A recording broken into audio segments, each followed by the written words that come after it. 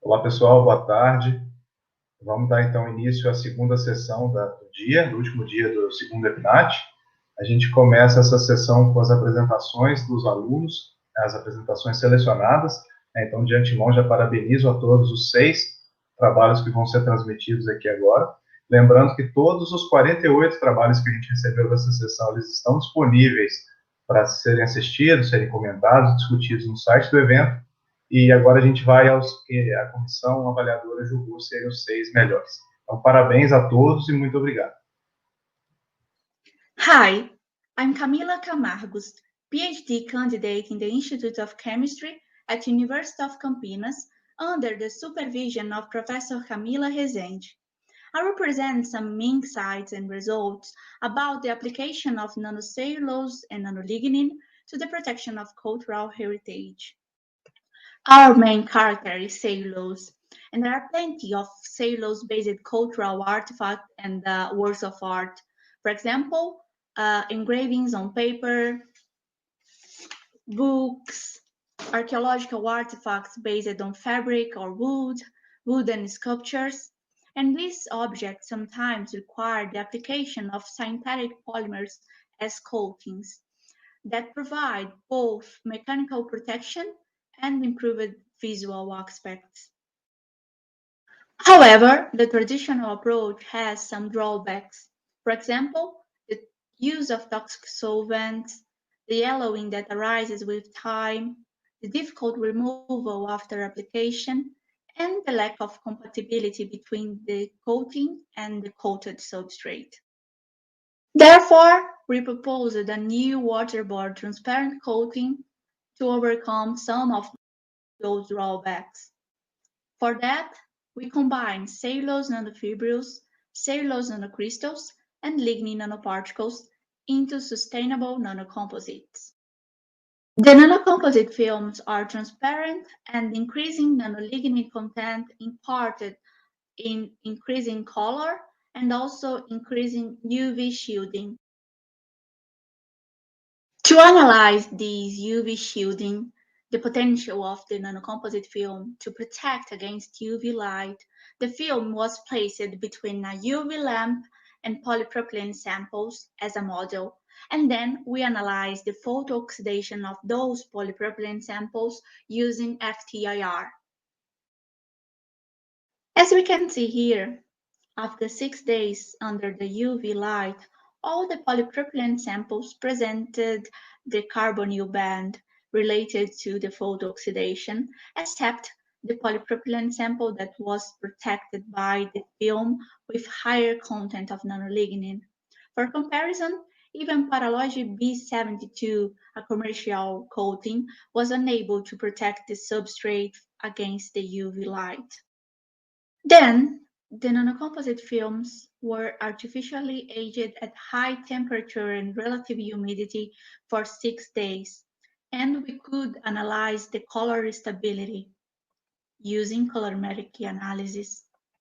As we can see here, the colorimetric parameters did not change even after the aging, and the color change was not significant. The application of the nanocomposite as coatings on wood, paper, and fabric did not cause great change in the visual aspect of these substrates. Moreover, when applied as coatings, nanocellulose and nanolignin can protect the substrates against the color change due to artificial aging. As you can see here, uncoated wood, paper, and fabric, as well as the substrates coated with Paralogy B72, had a great color change after aging. On the other hand, the substrates coated with nanocomposites changed less, as these coatings slow down the color change. To conclude this presentation, it's important to remark that this approach is promising for cultural heritage as cellulose is very compatible and provides good mechanical stability to cellulosic substrates, and lignin protects against deterioration agents such as light and oxygen. I would like to thank the funding agencies as well as the organizing committee, and thank you for watching. Olá, eu sou a Michele e vou apresentar o trabalho intitulado Síntese, Extração e Caracterização dos biopolímeros poli-3-hidroxibutirato e poli-3-hidroxi-co-3-hidroxivalerato. Os polihidroxocanoatos são uma família de biopoliésteres naturais e biodegradáveis, sendo que o produto da biodegradação destes materiais é água e CO2, sendo ainda possíveis de serem produzidos por uma variedade de fontes de carbono renováveis. Dentre eles encontram-se o PHB e o PHBV, produzidos por uma variedade de bactérias na forma de grânulos intracelulares, como fontes de reserva de carbono e energia. Dentre elas, destaca-se a bactéria Cupriavidus necator, devido à sua alta velocidade de crescimento e ainda capacidade de produção de até 80% da massa seca em PHB. E quando adicionado diácido propiônico, essa bactéria é capaz de produzir unidades monoméricas de HB e HV, dando origem ao copolímero P3HB-CoHV. Sendo assim, o objetivo deste trabalho foi produzir os poliésteres P3HB e seu copolímero P3HB-Co3HV, utilizando a bactéria Cupriavidus necator, por meio de diferentes condições de cultivo e estratégias de produção, e caracterizar os biomateriais formados. Para tanto, utilizamos a bactéria Cupriavidus necator, sendo o cultivo conduzido em frascos de Erlenmeyer e em bioreator. Para o cultivo conduzido em bioreator, foi possível a adição de glicose de forma intermitente, o que nos permitiu também uma produção mais estendida por até 30 horas, tanto para a produção de PHB quanto de PHBV. Lembrando que para a produção de PHBV foi ainda adicionado ácido propiônico de forma contínua após o início da fase de produção do polímero. Sendo após, então, as células foram centrifugadas, os polímeros extraídos, purificados e formados na forma de filme para as posteriores técnicas de caracterização, por TG, DSC e FTIR. Da biomassa obtida após o processo de extração, parte destas células foi submetida ainda à técnica de cromatografia gasosa, para que se pudesse quantificar o conteúdo interno de polímero formado antes do processo de extração, comparando-se com o obtido após o processo de extração. A análise de cromatografia gasosa demonstrou que o conteúdo intracelular de PHB, quando produzido em bioreator, foi de 8,14%, bem superior ao mesmo biopolímero quando produzido no ensaio por Erlenmeyer. Quanto ao copolímero, embora o conteúdo intracelular não tenha sido determinado, a massa de polímero obtida após o processo de extração foi de 0,5 gramas por litro, uma concentração ainda muito baixa, o que pode ser devido à alimentação contínua de ácido propiônico, o que também elevou a demanda por base para a manutenção do pH, podendo promover o aumento da concentração salina e inibindo a produção do polímero. A análise de FTIR demonstrou que os polímeros obtidos apresentaram os grupos funcionais destacados pela literatura, destacando apenas um alargamento do pico da carbonila, uma característica também ressaltada pela literatura para o PHBV. Com relação à análise de DSC, o que chama a atenção é a diferença no grau de cristalinidade do PHB quando produzido em Erlenmeyer e em bioreator, bem como a redução na temperatura de fusão do PHB produzido por Erlenmeyer em relação ao primeiro aquecimento, de 170 para 151 graus Celsius. O mesmo não ocorreu para os polímeros produzidos em bioreator. Enquanto a análise de TGA nos mostrou que o PHB, tanto produzido por bioreator quanto em Erlenmeyer, apresentou as mesmas temperaturas de T de 17 e T-peak. Já o copolímero P3HB-Co3HV apresentou uma estabilidade térmica superior, com T de 17 de 241 graus Celsius e um T-peak de 254 graus Celsius. Com isso, podemos concluir que a produção de PHB em frascos de Erlenmeyer foi inferior à produção em bioreator, apontando este como mais indicado para a produção destes biopolímeros. Mesmo assim, a produção do copolímero ainda foi muito baixa, provavelmente devido à forma de alimentação com o ácido propiônico, sendo necessário, então, um estudo cinético mais aprofundado para a produção deste polímero. Já com relação às técnicas de caracterização, ambos os polímeros apresentaram boas características de processabilidade. Contudo, o PHBV ainda apresentou-se termicamente mais estável do que o PHB. Obrigado pela atenção. Greetings, my name is Fabrizio Tanaka, and I will present the work influence of morphology and pH on the swelling degree and decreased released properties from methyl cellulose-based nanocomposite hydrogels. Hydrogels are hydrophilic polymers capable to absorb a large amount of water, fluids, and other liquids. These characteristics provide to these materials a large range of applications. This work aims to develop new nanocomposite hydrogels based in zeolite and methylcellulose, supported by a metacrylic acid copolyacrylamide network. And this work also aims to study the potential use of these materials in herbicide removal or release controlled systems. The hydrogel and nanocomposite hydrogel synthesis are too similar with another synthesis already published by the authors. The hydrophilic, the morphology surface, and herbicide sorption desorption properties were analyzed using swelling degree measurements, scanning electron microscopy technique, and UVV spectroscopy.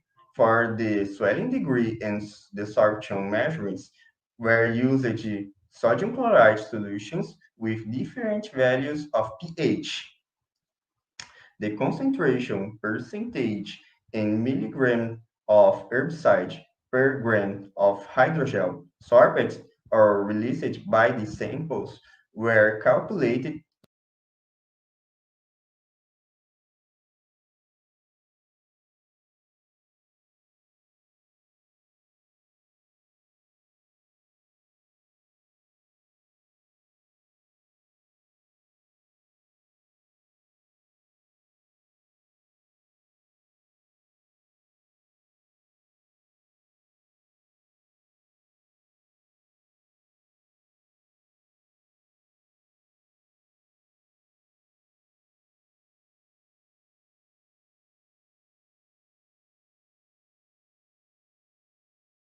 absorption measurements were used sodium chloride solutions with different values of pH.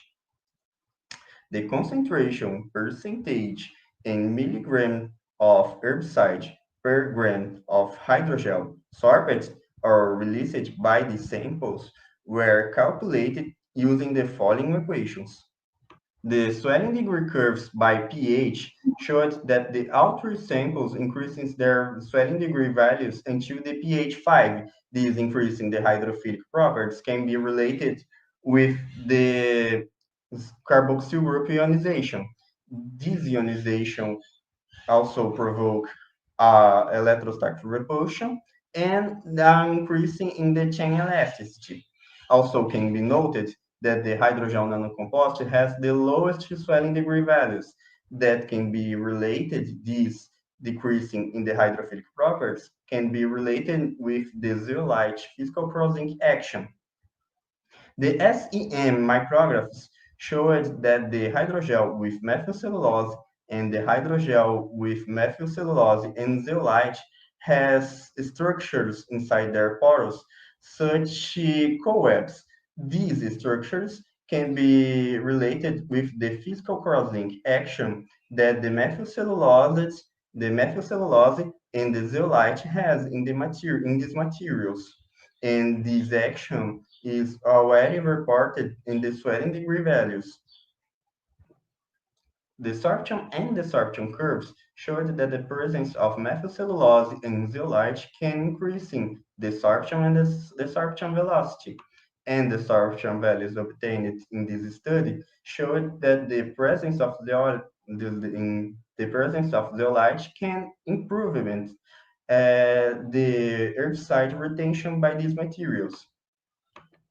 And in the desorption results showed that the presence of zeolite also can increasing the amount of herbicide released by the material, whatever in pH, in basic pH, this amount of liquid released can decreasing. This reduction in the amount of decrease in amount of herbicide released can be related with the silanol ionization groups of zeolite, increasing the attraction forces between the material and the herbicide. The swelling degree and SEM results showed that the methylcellulose and the zeolite can be act as a physical cross-linker. However, in the sorption and desorption results showed that the presence of zeolite do not affect the herbicide retention, or are released by the material. Instead, the zeolite presence improvement these properties. I would thank you, the UNESP and the GCNH Research Group by the opportunity, and the CNPq FAPESP CAPS for the financial support. Good afternoon, my name is Angelica Carvajal. I am Bachelor Student of Environmental Engineering at the Universidad Nacional de Colombia, sede Palmira. Carbon quantum dots are a fascinating class of carbon nanoparticles mainly consisting of carbons with size around 10 nanometers. They are novel and promising nanomaterials thanks to their biocompatibility, semiconduction, no toxicity, and fluorescence. Carbon quantum dots can be produced from minerals, molecules, and biomass. In the biomass, we find agricultural produce such as citrus fruit, where the orange is the fruit with the highest production worldwide. Therefore, the amount of waste in the landfill is high. Orange peel can represent up to 65% of the dry weight of the fruit, which make the potential for the use of the residues contributing to the reduction of solid waste and production cost. In addition, it can be obtained from this bioenergy, activated carbon, biocompounds, nanomaterials, and absorbent materials. Nanomaterials are of subject of interest, and from these we study the main physical and chemical mechanism involved to the formation of carbon quantum dots from orange peel in a hydrothermal synthesis process. The methodology was carried out in 3 steps. The literature on the hydrothermal process was first studied. Second, the synthesis of carbon quantum dots was carried out. And finally, we studied the characterization and analysis of carbon quantum dots with transmission electron microscopy and spectrometry. Some of the most abundant components of orange residues are soluble sugar, as glucose, insoluble polysaccharides such as cellulose, hemicellulose, and pectin, being the most important component. Each of these molecules will perform a reaction mechanism that includes hydrolysis, recondensation, dehydration, decarboxylation, and aromatization. For the explanation, we will use as a sample hemicellulose.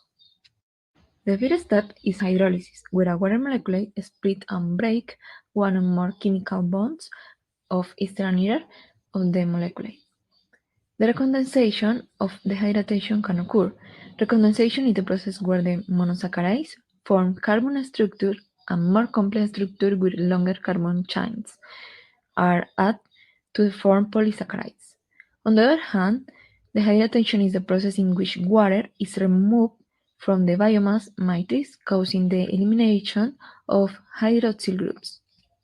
Decarboxylation is the removal of carbon dioxide from biomass, eliminating carboxyl groups in the process. In aromatization, the double bond functional groups replace the single bonds, hydroxyl and carboxyl groups, introducing benzene rings. And carbon quantum dots are formed by carbon molecules linking. We use two ways to check the efficiency of process.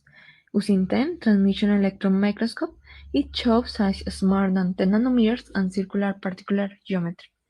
The spectrometry analysis showed that the sample under visible light presents orange color and UVB spectrum with the broad peak from 200 to 400 nanometers. When irradiated with the ultraviolet light, charge present green fluorescence with a maximum peak intensity of 550 nanometers.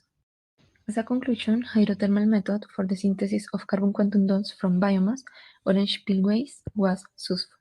The synthesis products obtained from showed morphological and optical characteristics of circular geometry with size around 10 nanometers and green fluorescence with maximum peak intensity of 550 nanometers. We are very thankful to the Universidad Nacional de Colombia and CBOFI from the Universidad del Valle. Thank you so much for your attention. My name is Felipe, and I'm a doctorate student under supervision of Professor Sergio Campana at the Chemistry Institute of São Carlos from the University of São Paulo.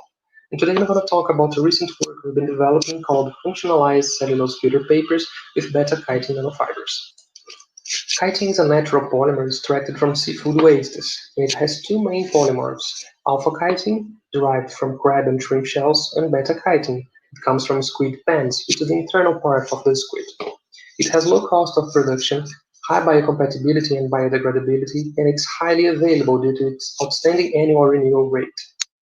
Its chemical structure is mainly composed of acetylglucosamine units with small portions of deacetylated ones, as shown here. An interesting feature of polymers that also happens with chitin is the presence of crystalline, highly ordered regions among amorphous parts. One way to illustrate these regions is shown here with pasta, and I hope no one is hungry right now. Here we can clearly see the differences between the amorphous regions of a polymer and the high crystalline, highly ordered ones. This crystallinity is responsible for some key characteristics, such as better mechanical and thermal behaviors. Chitin crystals also have a reactive surface due to its acetamide, amine, and hydroxyl groups presented in its structure. This image represents the interactions between chitin chains in the alpha on the left and beta-chitin on the right. It's clear that beta-chitin has fewer hydrogen bonds than alpha-chitin. This makes beta-chitin more susceptible to acidic attacks that remove the amorphous parts. I said earlier that these crystals have reactive surfaces, and we can see here one way to utilize this feature. Chitin crystals can be used to remove heavy metal ions from microsolutions. Moving forward to the method session, as I've already mentioned, beta-chitin was extracted from the squid pans here after a deproteinization step. Here's a picture of the squid pans, the grinded squid pans, and the beta-chitin after this step. So after this, the polymer was submitted to acidic hydrolysis to obtain the nanofibers. We have used hydrochloric, sulfuric, and phosphoric acid under reflux to obtain these beta-chitin nanofibers. These different acids were used to check if it would obtain nanofibers with charged surfaces. After a dialysis step to remove the excess of acids, these chitin suspensions were filtered using a positive pressure setup as shown here. We simply put here a small piece of cellulose filter paper, and we filter the chitin so we can deposit the chitin as the filtration proceeds. The results are in an early stage, but they're promising. We can see here that we obtained stable suspensions, chitin suspensions, as well as these images of the crystals obtained from transmission microscopy, electronic microscopy. In these videos, I try to show you that the surface in which the chitin was deposited is a little bit shinier and brighter than the other surface. This is easier to detect with the ATR infrared spectra of both surfaces. We can clearly see that all samples show different bands for each side, the cellulose side and the chitin side, which is the bottom spectra of each image. The chitin side has characteristic chitin peaks, corresponding to the acetamide groups near 1500. So to conclude this quick report, the formation of chitin nanofibers was achieved for all the acids, as well as the position on the surface of the cellulose papers. We are currently aiming to use these filters to remove copper, cadmium, and tetracycline from aqueous solutions. So that's it. I would like to thank our funding agents, CAPES and CNPq, that support us, and thank you for watching this presentation. Here's my email in case you have any doubts or commentaries or questions. Thank you. Boa tarde a todos, o meu nome é Henrique, faço parte do grupo de pesquisa Lacopol e hoje trago o seguinte trabalho: preparo, caracterização e aplicação de um hidrogel superabsorvente na remoção de fármaco ansiolítico. Todos nós sabemos que o hábito incorreto de descartar medicamentos em lugares inadequados gera diversas contaminações, tanto ao solo quanto à água, em especial aos seres vivos e os animais que sofrem muito com essa poluição encontrada. Uma das principais classes e mais utilizados hoje em dia são os ansiolíticos, que são usados no tratamento de ansiedade, convulsões e espasmos musculares. E seu descarte incorreto pode causar grandes complicações aos ambientes aquáticos. No presente trabalho, resolvemos dar o foco a um dos ansiolíticos mais utilizados, o diazepam. Esse fármaco, quando é descartado na natureza, ele tem grande facilidade de se bioacumular devido ao seu alto tempo de meia-vida, gerando grande preocupação ambiental. Frente a esses problemas gerados, inúmeros esforços vêm sendo feitos para a eliminação e remoção desses fármacos da água. Dentre os processos mais comuns, podemos citar os processos avançados de oxidação, tratamentos biológicos, floculação e também a adsorção. No presente trabalho, a gente abordou os processos de adsorção, pois eles trazem vantagens quando comparado aos demais, como sua simplicidade, o baixo custo de aplicação e a não geração de resíduos secundários. Falando ainda de adsorção, materiais que podem ser implementados como carvão ativado, argilominerais, nanotubos, entre outros. Porém, o que mais nos chamou a atenção foram os hidrogéis, que são redes poliméricas tridimensionais reticuladas com grande capacidade de reter água sem perder a sua estrutura primária. Os hidrogéis têm vantagens como baixo custo de síntese, fácil recuperação e reutilização, além de poder ser aplicado em condições mais brandas. Para a confecção do nosso hidrogel, foi escolhida a goma arábica, que é um polissacarídeo muito utilizado em diversas áreas. Ele é extraído da seiva de árvores e tem um baixo custo agregado, porém, materiais constituídos somente de polissacarídeos não apresentam características mecânicas boas. São materiais mais quebradiços e rígidos, então, para contornar esse problema, uma saída bastante explorada na literatura é a grafitização de monômeros acrílicos. Já o ácido acrílico, a gente utilizou o ácido acrílico que melhora essas propriedades, além de ser um composto atóxico. Bom, a metodologia de síntese do nosso hidrogel foi a seguinte: a goma arábica foi solubilizada em água destilada sob temperatura ambiente e posteriormente essa solução foi colocada em um balão de 2 bocas. Adicionou-se um monômero ácido acrílico e logo em seguida adicionou o agente reticulante, o MBA. Então foi posto o sistema sob atmosfera inerte com um gás nitrogênio e mantido sob agitação. Após isso, a temperatura do sistema foi elevada a 80 graus Celsius e em seguida foi adicionado o iniciador radicalar, o persulfato de potássio. O sistema foi mantido sob essas condições até o término da grafitização e polimerização dos monômeros. Após isso, o material foi lavado algumas vezes com água destilada e seco em estufa a vácuo. E aqui está a imagem do hidrogel pronto para o uso. Bom, como resultado de discussão, a gente apresenta agora algumas caracterizações que a gente realizou para elucidar melhor os resultados do nosso trabalho. Uma delas é o entumecimento, que consiste em submergir o material em água destilada e variar os pHs das mesmas, para observar o comportamento do material. Nessa análise, a gente obteve que pHs mais alcalinos, o hidrogel apresenta uma maior taxa de entumecimento. Isso se deve à repulsão eletrostática gerada pelos grupos carboxílicos carregados negativamente, presentes na matriz polimérica do hidrogel, como podemos ver aqui nessa figura ao lado. Já para os outros pHs, esses grupos não estão carregados, não favorecendo essa repulsão. O hidrogel também apresentou características superabsorventes em todos os pHs testados, demonstrando assim as suas boas características para os processos adsortivos. A microscopia eletrônica de varredura também nos mostrou uma estrutura morfológica do material que foi bastante irregular e poroso, com um tamanho médio de poro de 42 micrômetros. Essa estrutura irregular é bastante atrativa para a nossa aplicação, pois gera uma maior área de contato entre o adsorvato e o adsorvente. Em nosso trabalho também foi feitos diversos testes de adsorção, variando diversos parâmetros, visando observar as melhores condições da aplicação do nosso sistema.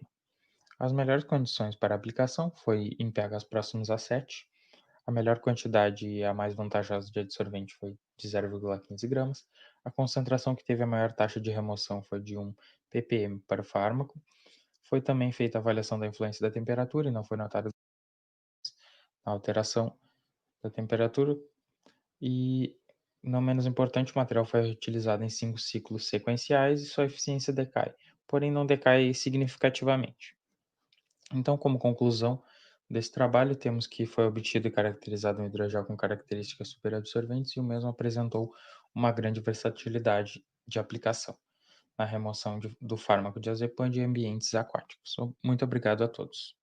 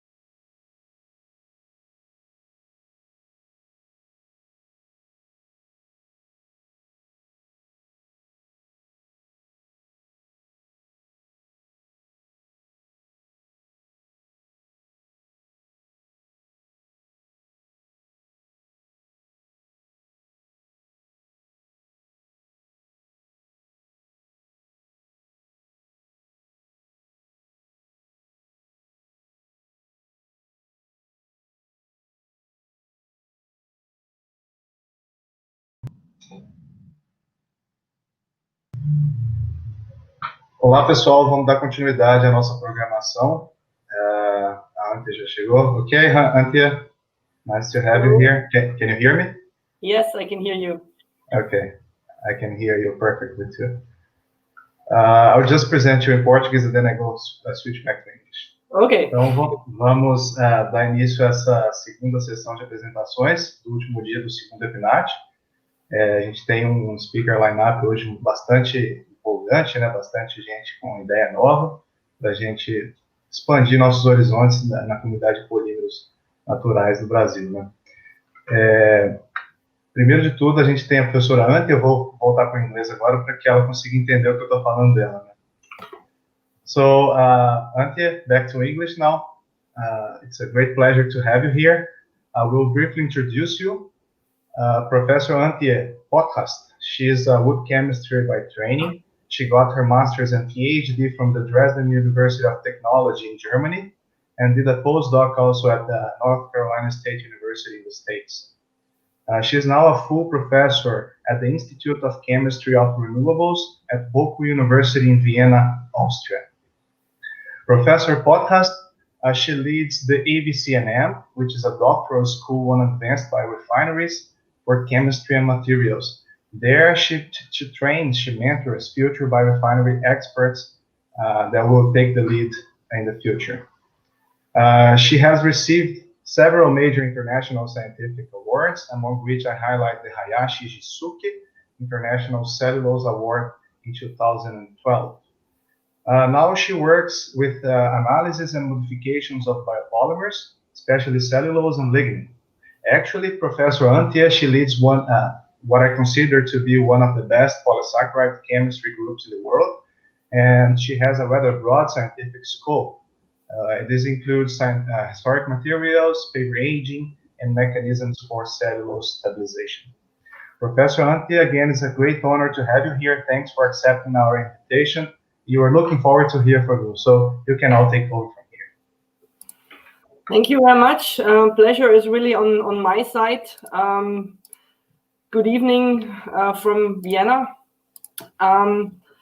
Just go into the full screen mode here.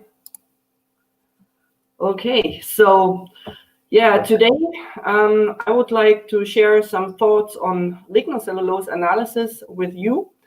And at the very beginning, I want to introduce you to my very first car. 30 years ago, I owned a Trabant 601. This is a car which is with a two-stroke engine and an incredible 26 horsepower.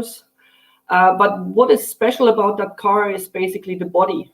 The body was made out of composite from lignocellulose. It was basically pressed cardboard, and Of course, it's not up to date anymore when we think about the design, which almost has not changed between 1960 and 1990 for that car. But we have much better developments like this coming from Japan, actually. This is Ochi study, the nanocellulose vehicle car. The body here is developed by, or has been developed by Professor Yano's group in Kyoto University. So these are some nice examples where we see a real utilization of lignocellulose. Now, we have a lot of utilizations for cellulose as such, but we are still a little bit short in utilizing lignin.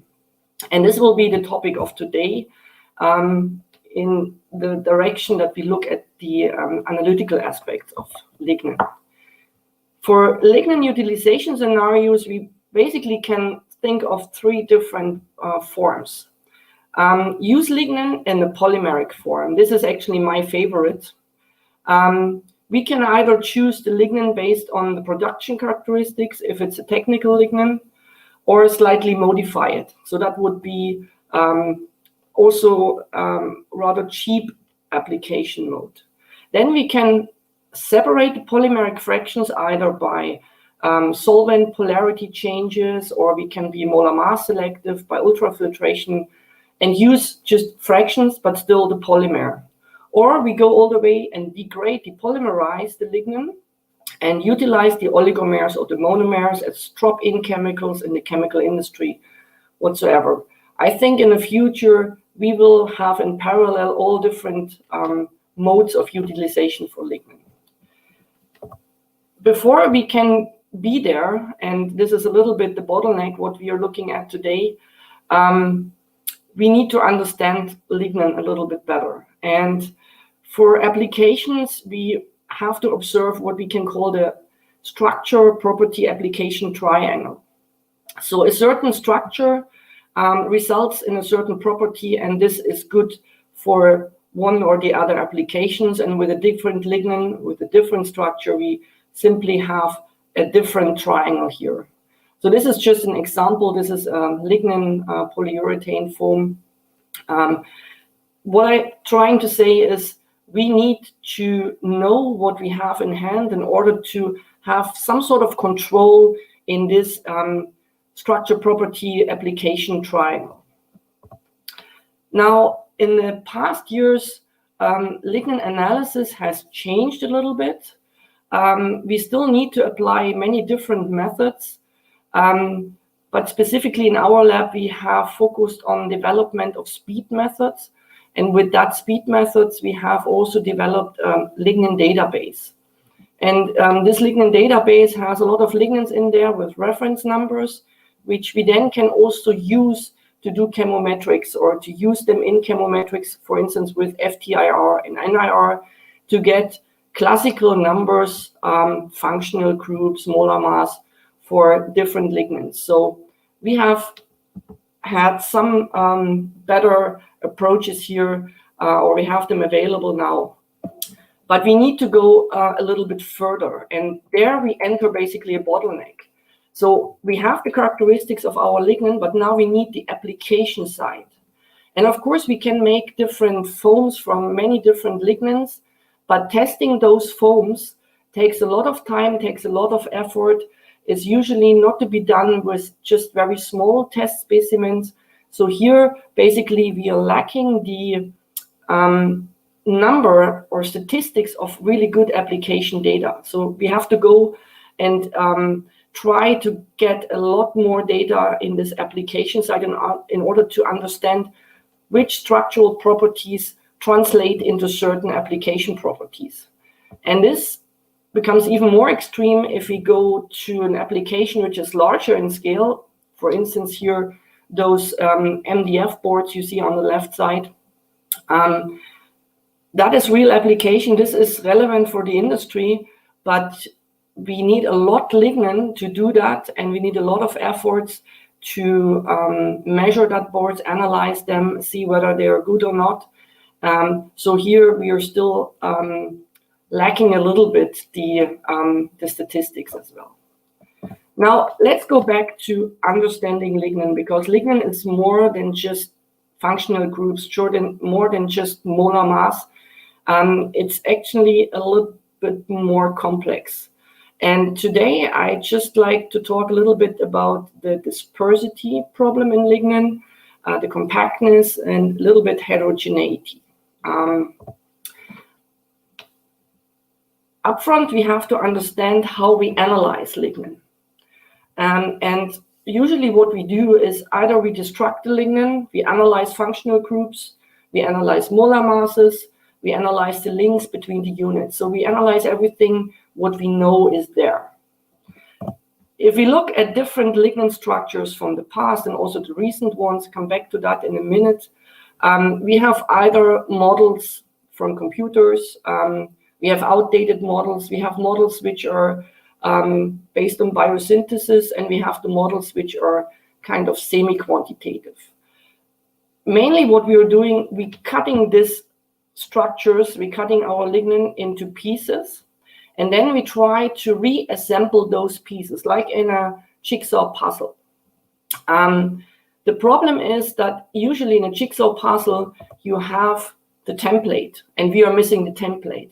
So we puzzle this together as we think it would fit. And in addition to what we have, we also have a lot of unknown structures. And those unknown structures can be especially contained in technical lignin, which has been changed a lot from the native structure, which is much better understood. And of course, all that looked pretty much two-dimensional, but lignin is a three-dimensional polymer, of course. Now, let's have a look at the two most recent, I would say, models for lignin. On the left side, we see John Ralph's model, which is really based on extensive NMR studies, two-dimensional, more-dimensional NMR studies, and backed up by the lignin biosynthesis. This is basically a model which I would say is resembling natural lignin structures. It's rather linear and little cross-linked only. Balakshin's model from 2020 has a little bit different approach. It's again a softwood, as the model here from John Ralph, but it's a model for mildwood lignin, and it attempts to be at least semi-quantitative. What is in here is the quantitative numbers of links and functional groups, and this is put together with a absolute molar mass we measured basically for that lignin. So it's a fusion of structure and molar mass. And if you look at that model, it's a lot more cross-linked. Now, if we leave this, let's say, purely chemical approach, and if we look into the structure of such molecules in solution, then we have what we can call a hydrodynamic radius, or if you come from the light scattering side, a radius of gyration. And the model on the left side, which is less cross-linked, would have a larger radius in solution with the same size of the molecule. So our polymer has the same size here, and this left-hand model is larger in the radius compared to that more cross-linked model, which is way more compact. So now we can try to look at lignin a little bit more from this three-dimensional size in solution. But before we can do that, we need to have a molar mass analysis, which you will see comes basically with also some information on radius. So we have to measure absolute molar mass, and absolute means here we don't want to apply any standards, which we don't have for lignin. An absolute method, and one of the very few, is light scattering. So in light scattering, you don't need to apply any standards. You can, with the dN by dC, measure directly according to SIM model, for instance, molecular weight. Now, if we take the approach we used to use for cellulose since many, many years, using size exclusion chromatography and a Multifunctional laser in a red wavelength, 660 nanometers, and we apply that to lignin, we see that we have a little bit of problem. What you see here is these are fractions of Kraft lignin. So they have been obtained by ultrafiltration. According to size exclusion chromatography, they have a very, very different molar mass. This is very big, this is very small. And so already from the elution time, we see the molar mass is very different. What we see from the light scattering data is that they basically all have the same molar mass. So the line here is linear with respect to molar mass and time. So all have the same molar mass. Cannot be. The reason is that the fluorescence, because this is a Kraft lignin, the fluorescence of that lignin overrides the scattering intensity of that laser, and we basically get meaningless numbers. So what we did here was, okay, how can we come around this problem? And we thought, okay, let's go to an IR laser. Let's go to a higher wavelength, which usually results in much lower fluorescence. And indeed, with an IR laser of 785 nanometers, we get reasonable data for the same Kraft lignins. All of a sudden, you see there is a relationship between molar mass and retention time. So this is correct. Unfortunately, the Kraft lignin still has problems because we still have some fluorescence left in the sample. We see that here in the bulk material. And we also have some absorption. We can work around that by applying some tricks in the light scattering. I don't want to go into that, but we can basically get a more or less absolute molar mass for the first time, even for a highly fluorescent Kraft lignin. The problem is much less when you have a mildwood lignin or a lignin which is isolated in a very mild way. So now we have the molar mass, and we can, with light scattering and this technique, also get information on the radius in solution. For light scattering, this radius is basically called the radius of gyration, which is depicted here just as a model. And in order to measure that, we use the angular dependency of the scattered light and calculate a radius out of that. I've given here an example for cellulose because we do that for cellulose since quite a while, and it works quite nicely. So what we do is we do a so-called conformation plot. It's a double logarithmic plot of radius and molar mass. And we see here the red line, that's a cellulose. Untreated cellulose, so that's fully linear polymer. And then we have a cellulose which has been treated, and this one is oxidized. It's a periodate oxidized cellulose, which forms hemiacetal crosslinks. And these crosslinks we can basically prove by just looking at this conformation plot, which has a much lower slope. So we go simply to any molar mass and check here the radius for that molar mass. And for the same molar mass, we have quite different radii. So the untreated linear cellulose has the much larger radius, whereas the oxidized cellulose becomes a lot more compact. So with that, we basically can prove what we actually need to do for lignin. Can we show how much cross-linking we have in lignin? The problem is lignin is unfortunately too small. So cellulose in solution much bigger. Lignin is too small, and for lignin, we get only an isotropic scattering. So there is no angular dependency of the scattering light, and that is basically it's not possible to measure a cross-linking directly in lignin. So works for cellulose, doesn't work for lignin. But we can work around this a little bit. So let's go back to the size exclusion chromatography. Here we have the retention time. And as you know, the retention time is only determined by the hydrodynamic radius of these molecules. So whatever elutes here has the same hydrodynamic radius. Now, if we measure in parallel our molar mass, we can see that a DHP, a dehydrogenation polymer, is a synthetic lignin model, or a milled wood lignin, is roughly having the same compactness, whereas the kraft lignin is a lot more compact. This is a logarithmic scale. So the kraft lignin at the same hydrodynamic radius this time is much higher in molar mass. So kraft cooking leads to a very strong compacting and cross-linking of the lignin structure compared to the closer to native structures. And besides some other factors, I think this is also one reason why kraft lignin is not very reactive in many applications. Now, we still don't know what the crosslinks are. And here we have a very nice recent publication from Yuraki-san, professor at Hokkaido University in Japan. And he did a very nice experiment.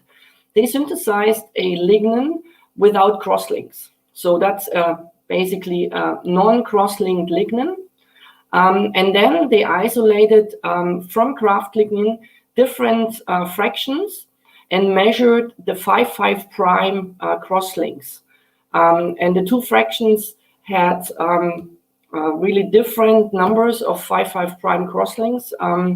And they did a lot of correlation, but only the 5,5 prime crosslink gave a linear relationship to molar mass. So very likely for the kraft lignin, 5,5 prime plays a decisive role in compacting in the kraft process. Okay, so this is linear versus branched. Now let's talk a little bit about dispersity. Most of the biopolymers are dispersed. Proteins are not. They have a defined structure. So basically this is resembling a protein, more or less. But polysaccharides, starch, cellulose, but also lignin is dispersed with regard to chain length. So we are having different chain lengths determining the polymer, and this molar mass distribution basically determines also a lot the final application properties. Now, lignin is not only dispersed with regard to polymer chain length, but also with regard to branching, also with regard to composition. So for the branching, we just have seen that depending on what fraction you have a different number of branching. Functional group and interunit linkages are different depending on where you are in this distribution. Charge can be different, especially for lignocelluloses, for lignosulfonates. This translates into hydrophobicity or hydrophilicity. And lignin is also quite dispersed in terms of impurities. And this we can basically see here very easily. This is again a fractionation of a kraft lignin into different molar mass fractions. And in the small fraction, we have the extractives. So the small fraction, of course, reacts totally different. In the high molar mass fraction, we have the hemicellulose, so the polymeric remaining hemicellulose. So we have quite a different structure in this. We can also have a look at the distribution of functional groups. So we see, depending on what we measure, that phenolic, aliphatic OH groups have a distribution within the molar mass distribution. And of course, also the hemicellulose, what we see here in a softwood kraft lignin is mainly xylan, which remains basically in solution or remains in the black liquor, is then basically co-precipitated with the lignin and is a major impurity. It doesn't mean that this is bad. So we just have to understand that it's there. We should understand how much we have there in order to see a little bit why our lignin is reacting in an application, how it reacts. And then, of course, we have something we simply don't know. And just by measuring everything what we know is in there doesn't mean we fully characterize our lignin. So there is still something in there, and this is just showing the distribution of a fluorescence signal, a laser-induced fluorescence over the molar mass distribution of lignin. So there are structures in there which we don't even know how they look like, but they can also have effects in the application. So we always have to be aware that we don't fully measure everything, although if we measure everything, we know. And last example here is lignosulfonates. Here we are trying to tackle this problem of different hydrophilicity in different fractions with a two-dimensional chromatography. So we measure in the first dimension a hydrophobic interaction chromatography. It's called HIC, which basically fractions according to hydrophilicity. And in the second dimension, we separate according to size exclusion. And we basically get interesting fingerprints for lignosulfonates, which, for instance, correspond also to the number of functional groups, in that case, the very ionic sulfonic acid groups. We are still working on that, but this shows us that we probably need a little bit deeper understanding of our lignin structures. So this brings me to the end. Just as a very brief summary, I think we need to go beyond classical properties of lignin in order to have a better understanding, in order to be successful in applications. And we also need to find ways to access reliable application data. And I would like to thank the lignin group at BOKU. Many people working on that. It's a lot of fun. And I also would like to thank our sponsors.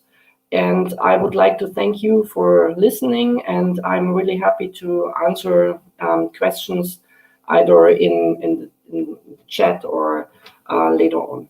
Thank you so much. Thank you very much, Antje. Brilliant talk. It's great that we face applications of lignin, because we are always talking about cellulose and chitin and hemicellulose, but lignin is not only the ugly duckling, right? It has a lot of applications. Yeah. Basically, my first question is related to application. Is lignin anywhere in this nanocellulose vehicle, Professor Yano? And if it's not, where could it be? What kind of functionality could it add to the vehicle? You mean the lignin? Yeah. I only can tell you this Trabant I showed you, the old car. There was definitely lignin in there, I think. It was just a cardboard, and I think it was not fully bleached. And the problem with that composite was that you had, in a crash, no way to take up energy. It would just crack, and so it was pretty dangerous. Professor Jano's nanocellulose car is totally different. So I think it's mainly nanocellulose, but it's also a composite. So I'm not sure if we can bring in lignin there, but we could bring it in with a carbon fiber, for instance. So maybe in the future we can make a cheap, more or less cheap carbon fiber from lignin and bring it into cars, which would make it a lot lighter and save some fuel. Yeah, but this is a $1 million question, actually. It is, yes. Great. So if we have questions from the crowd, I can see that a lot of people are enjoying and congratulating for the talk. But I actually have another one, if I may, regarding this hydrophobic interaction chromatography. How does it work, and why is it important for lignosulfonates specifically? Actually, we check different forms. In two-dimensional chromatography, you need two different modes, which are complementary to each other. And the second problem is always like you should have more or less the same solvent. So in that case, it's basically aqueous. And that's also the reason why we started with lignosulfonates, but we are now moving also to kraft lignin. So the lignosulfonate was the easiest version in terms of we could in two dimensions use water. The HIC is in a way that you kind of adsorb the material and then you desorb it in a controlled way.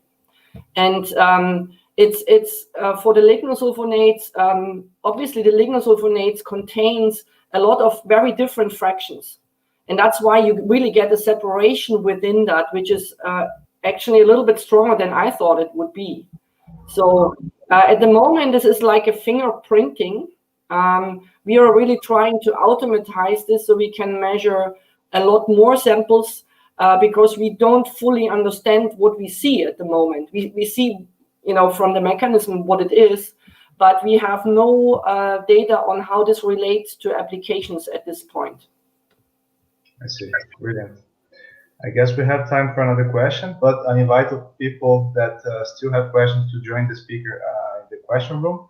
But Giovanna Borini is saying that the presentation was excellent, and she says that I have the impression that lignin molecules need some sort of some short orientation to organize themselves in a three-dimensional way. Do you ever thought about using some kind of orientation, like a magnetic field or electric field, or something like this? We have not tried that. We work a little bit with field flow fractionation, and there you can have an electric field, so we thought about it, but it works nicely for proteins. You basically separate according to the isoelectric point in the channel, so it works like a sac, but instead of the columns, you have a channel where you separate your molecules, and there you can perpendicular apply an electric field. So we thought about it, but we never tried. So for lignosulfonates, I think it can be very useful. I see. Let me see if we have another question. But if not, Professor Antje, this is a conference on natural polymers as a whole, you know. And we had the first day of food and agriculture, of biomedical and pharmacy, food and agricultural, and all multifunctional. Can you see lignin being applied in the first 2 days of the conference? Yeah, there's definitely potential for agriculture because lignin is not biodegradable. Lignin makes our soil. So you don't biodegrade lignin all the way to, not initially, to CO2 and water. So basically lignin can go back into the soil. And we did quite a lot of research into oxidative ammonoxidation. So you do this humification in a speed way by simply applying pressure, oxygen, and ammonia. And you get something which is a hybrid of a fertilizer and a humic substance. So this can go back to the soil, and this can also be done in larger scale. There were even some test units in Germany who did that, either with coal and also it's possible to do it with lignin. So that's a very old technique, actually. And then, of course, also food is definitely an application for animals and also for humans. I'm not talking about Kraft lignin. I personally would not eat Kraft lignin. But we are eating lignin every day in our diet. So if we eat fruits, if we eat vegetables, we eat lignin. So it's obviously nothing bad for us. So maybe some functional food will come up in the future based on lignin. But as I said, maybe not on Kraft lignin. I see. Great, nice perspective. So, Professor Antje, I would like to thank you very much for joining us. Thanks for your effort. I know that it's late in the evening in Austria. No problem. It's a pleasure. Thank you so much, Carl. Thank you very much. Thank you. Bye-bye. I will move to this other room. Please, yes. Yes. Ciao. Bye-bye. Ciao. For the participants, please engage the discussion.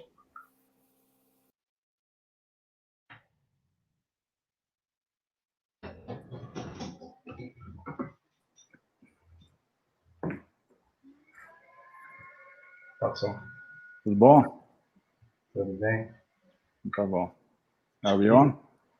We are live, yes. Tá bom. Tá ouvindo bem, né? Tava checando o fórum lá. Tá. Sim. Beleza. Acho que a gente faltam 2 minutinhos, eu já vou começar a te apresentar. Você vai apresentar, daí que eu faço o share, né? Isso. Tá bom. Bom. Okay, guys, so let's keep on schedule. I have the pleasure to introduce to you Professor Watson Loh. He's actually my boss in the University of Campinas, but before that, he's a chemist by training. He got his PhD in chemistry from the University of Campinas as well, where he's now a full professor at the Institute of Chemistry. He has been a postdoc for 2 years in the University of Kent in the UK and a visiting researcher at the Division of Physical Chemistry, University of Lund in Sweden. He's member of several international committees and boards, fellow of the São Paulo Academy of Science, and fellow of the Royal Society of Chemistry since 2013. Since 1994, he leads a very successful research group devoted to studying the structural and energetic aspects of polymers and surfactant colloids. This includes nanocellulose, metallic nanoparticles, petroleum colloids, and a broad range of compounds. For this, he used techniques such as light scattering, X-ray scattering, calorimetry, titration, scanning calorimetry, and a lot of different techniques. He has advised dozens of students and postdocs who are now spreading the word in companies, in the academia, in universities all over the world. I'm just lucky to be one of them, and it's my pleasure to give the word to Watson. The floor is now yours. Ok, thanks, Caio, obrigado. Eu acho que eu vou falar em inglês, porque pode ser que tenha alguém que não entenda português. Eu acho que quase todo mundo consegue entender o inglês. Divido agora, é isso, Caio? Isso. Tá bom, ok. Let's see if it works. Okay. I need these glasses.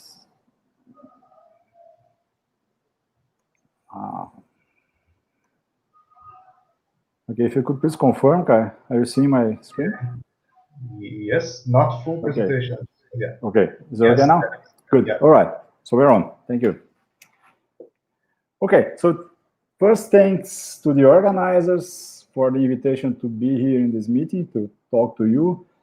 I must admit that I was not aware of, I think Caio mentioned the first edition of this meeting, but I didn't follow. But I did my best, and I could actually follow some presentations from Wednesday. Yesterday, I was unfortunately with other commitments, I couldn't follow. I saw all the presentations from today, and I'm hoping to see Orlando's next. So I'm really glad, and I like to congratulate you for your great job. I think you did a wonderful job. It's not a difficult, it's not an easy time. I think the only probably good thing about that is that distances are closer now. They're all virtual. So Austria and Brazil are as close as São Paulo and Campinas now. But you did a wonderful job. And if I may, not only complimenting you, but also making some comment, I've already mentioned this to Kai, but I'd like to share this with the audience. I think you have grown so much now, and I think it's difficult for this meeting to be unnoticed, that I strongly advise you to get in touch with people organizing other related meetings. I know that some of you other participate, even organize other meetings, because I think you should consider in the future that when you have new editions of your meetings to organize with the other ones to avoid competition, because you are now a big player. So I think it would be very good for the community working in this area to have meetings that could organize themselves to avoid proximity and so on, so that we can all participate and take advantage of these meetings. I think they're important. Each one has a specific characteristic, but we should organize them to avoid problems, and especially competition. Okay, so that's thanking note. What I decided to show today after the invitation, it's a natural polymer meeting. We are not, our group, Caio mentioned, we are in the Department of Physical Chemistry of the Institute of Chemistry, and my background is colloids. I started to work with surfactants and polymers, and it's only more recent that I've extended this to other colloids. So nanocellulose we are working with that probably less than 10 years. What I decided to show here are two works that I think are relevant, and they have in common the idea that they use cationic cellulose, nanocellulose. So I picked these two, and I think they make a good combination. They have in common this positive charge. And I should mention here that the first work is part of the PhD work of Carolina Silva. I believe she's in the audience, and the other one is the work that Kai is doing with us. It's a great pleasure to have him working with us in our lab, which is devoted to the solid forms based on nanocellulose. All right, so let's see how we go. So as I mentioned, our group is more related to studies on colloids. We started more with molecules, surfactant molecules that associate to form micelles and different kinds of aggregates. Then we started to complicate a bit more, adding polymers. So in the beginning, we mostly dealt with hydrophobic association. And after that, we started to include also species which have electrostatic interactions, so charges. And when they are opposite, when they have opposite signals, they give rise to a very strong interaction, which actually is much more stronger than hydrophobic one, and controlled interaction. So that caught our attention, and then since then we have started to play with the two kinds of interactions. And I just wanted to invite you to maybe have a look at this review article that we wrote. Caio is the first author here, and in this is actually a mini review, so it's a bit short. We had a kind of a struggle to fit. I think we had a limit of 25 references or something like that. So what we try to do is this approach of using electrostatic complexation is certainly not new. This is more than centuries that coacervates have been observed to occur. What we try to highlight is that we believe that this is a very versatile approach and has many specific features. So in the title, we have a few keywords. Green is one. So this is, we can make materials or aggregates or assembles of molecules or particles that bear electrostatic charge without the need of using organic solvents or any chemical reactions. Just the attraction of these charges, if we can control and tailor them, would make materials which are then green by nature. So we don't need to add any other component. These interactions are actually more easily to break down and reform than chemical bonds. So I'm a chemist, so I have nothing against chemical bonds, but sometimes you like to have materials that you can break and reform. So especially when you're dealing with self-healing materials, so sometimes you want materials that can reform, self-heal. Sometimes you want to process materials, so you want to make them turn harder in specific conditions, and then this is maybe more difficult to control with reactions. Sometimes you want to make materials which have hard to become less hard or more fluid. And to do so based on electrostatic complexation is not so difficult. You can screen charges. We have seen examples here. You can use counter ions. So Edvani Muniz showed an example of that. We can add salt and break down this interaction. Then we can remove salt, for instance, by dialysis. Again, Edvani showed another example of that. And you can reform this material. So we can play with the shielding charge and activating charge. Another case, again, Edvani used this example with chitosan, and that was also shown in the first talk. If you have a material which is sensitive to pH, you can activate a charge by changing the pH, either ionizing a group by liberating a proton, by increasing pH, or by protonating a group, like in the case of chitosan, by decreasing pH. So it's very interesting to use this as a ways of using having materials which respond to stimuli, external stimuli. And that's actually what we wanted to highlight here. So just to mention finally, that this is an open access journal. So if you just click here, you should be able to access without any need for any restriction. Okay, so that's more or less the basis of what I'm going to show on. I'm going to talk, as I mentioned in the beginning, about nanocellulose. I don't think for this audience I need to stress much about that. So cellulose is the most abundant polymer we have in nature. I think we are fortunate in Brazil to have the exact climate and also the science and technology behind that could make good use of this to have probably the fastest growing cellulose materials in the world. So all the world is looking at Brazil for cellulose production, and we're actually doing that. There's a lot of money coming from export based on cellulosic materials. We can use cellulose as it is. It's already a very important, very interesting material. You can have a very tough and resistant material for different applications, if you are, for instance, in building engineering. Or we can sort of try to control that. And if I may activate the pointer here. So this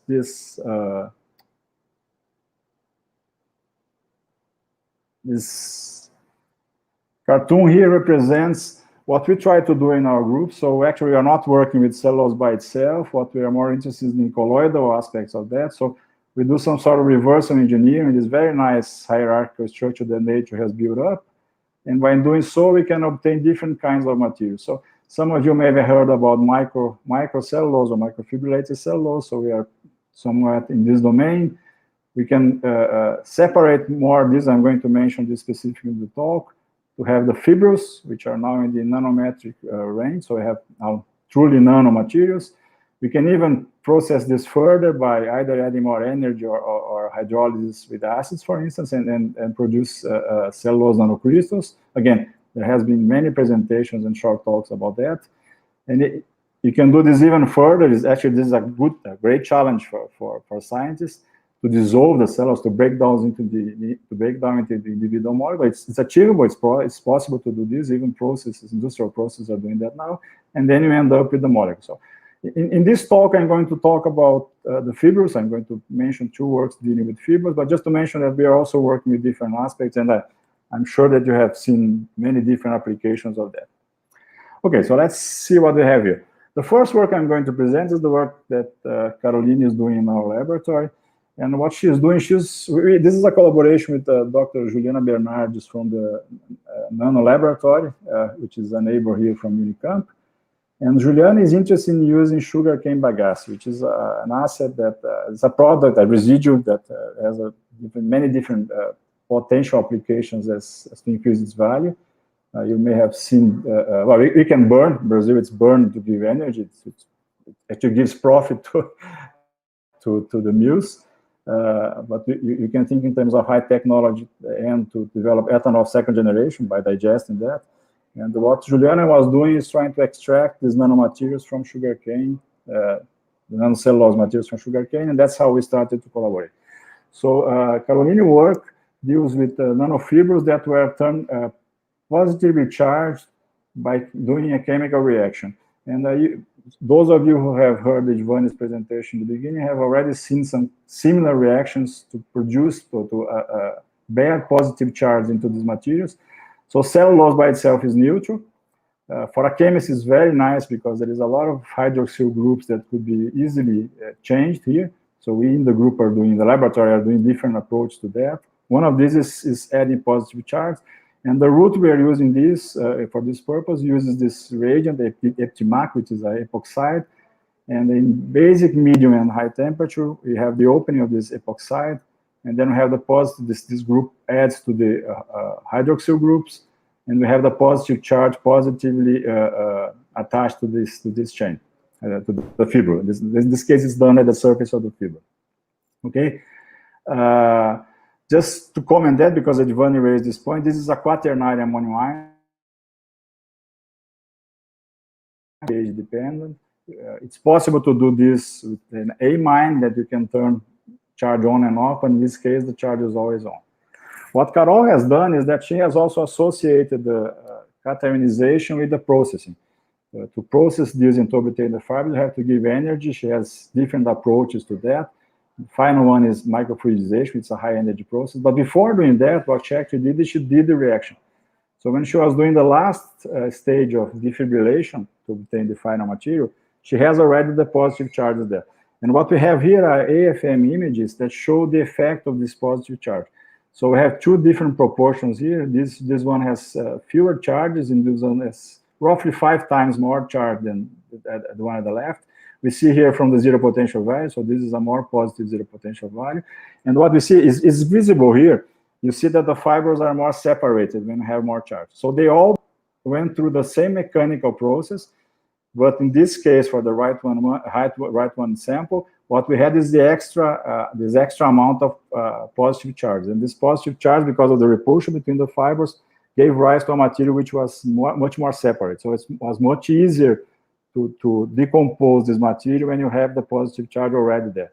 So that's another important conclusion that from Carol's work. Okay, so we have 2 materials now, 2 fibrils, which have different amounts of positive charge. And what we wanted to do here, in Carol's case, was to see whether it was possible to use these materials to prepare what is called pickling emulsions. I'm not sure whether you are familiar with that. Emulsions are something that you know already. Well, we use emulsions. We are in contact with them every day. We eat them. Mayonnaise is an example of emulsions. We use them as creams for cosmetics, shampoos, hair conditioning, and so on. So there are oil droplets that are stabilized, in this case, in water, or it could be the reverse. Usually what we have is a surfactant that sits at the interface of these oil molecules. For picking emulsions, the difference is that you don't have surfactant molecules. What you have are particles, and the particles sit at the surface of this droplet and stabilize the droplet. So our idea was to have particles, nanofibrils, which are, as I mentioned, the nanometer, 100 nanometer range size, to stabilize droplets which are in the micron region. So we have droplets which are roughly 10, 100 times bigger than the particles. And for obtention of stable emulsions, what we want to have is the possibility of these particles to cover the surface of the droplet. Okay, so let's see whether that was achieved. So as I mentioned, what we did is we had two different cationic cellulose, one with less charge, the other one with 5 times more charge. And for comparison, what we also used was a cellulose which has negative charge. This was prepared by oxidation using the tempo method, and this was the control that we used to compare with our positively charged cellulose.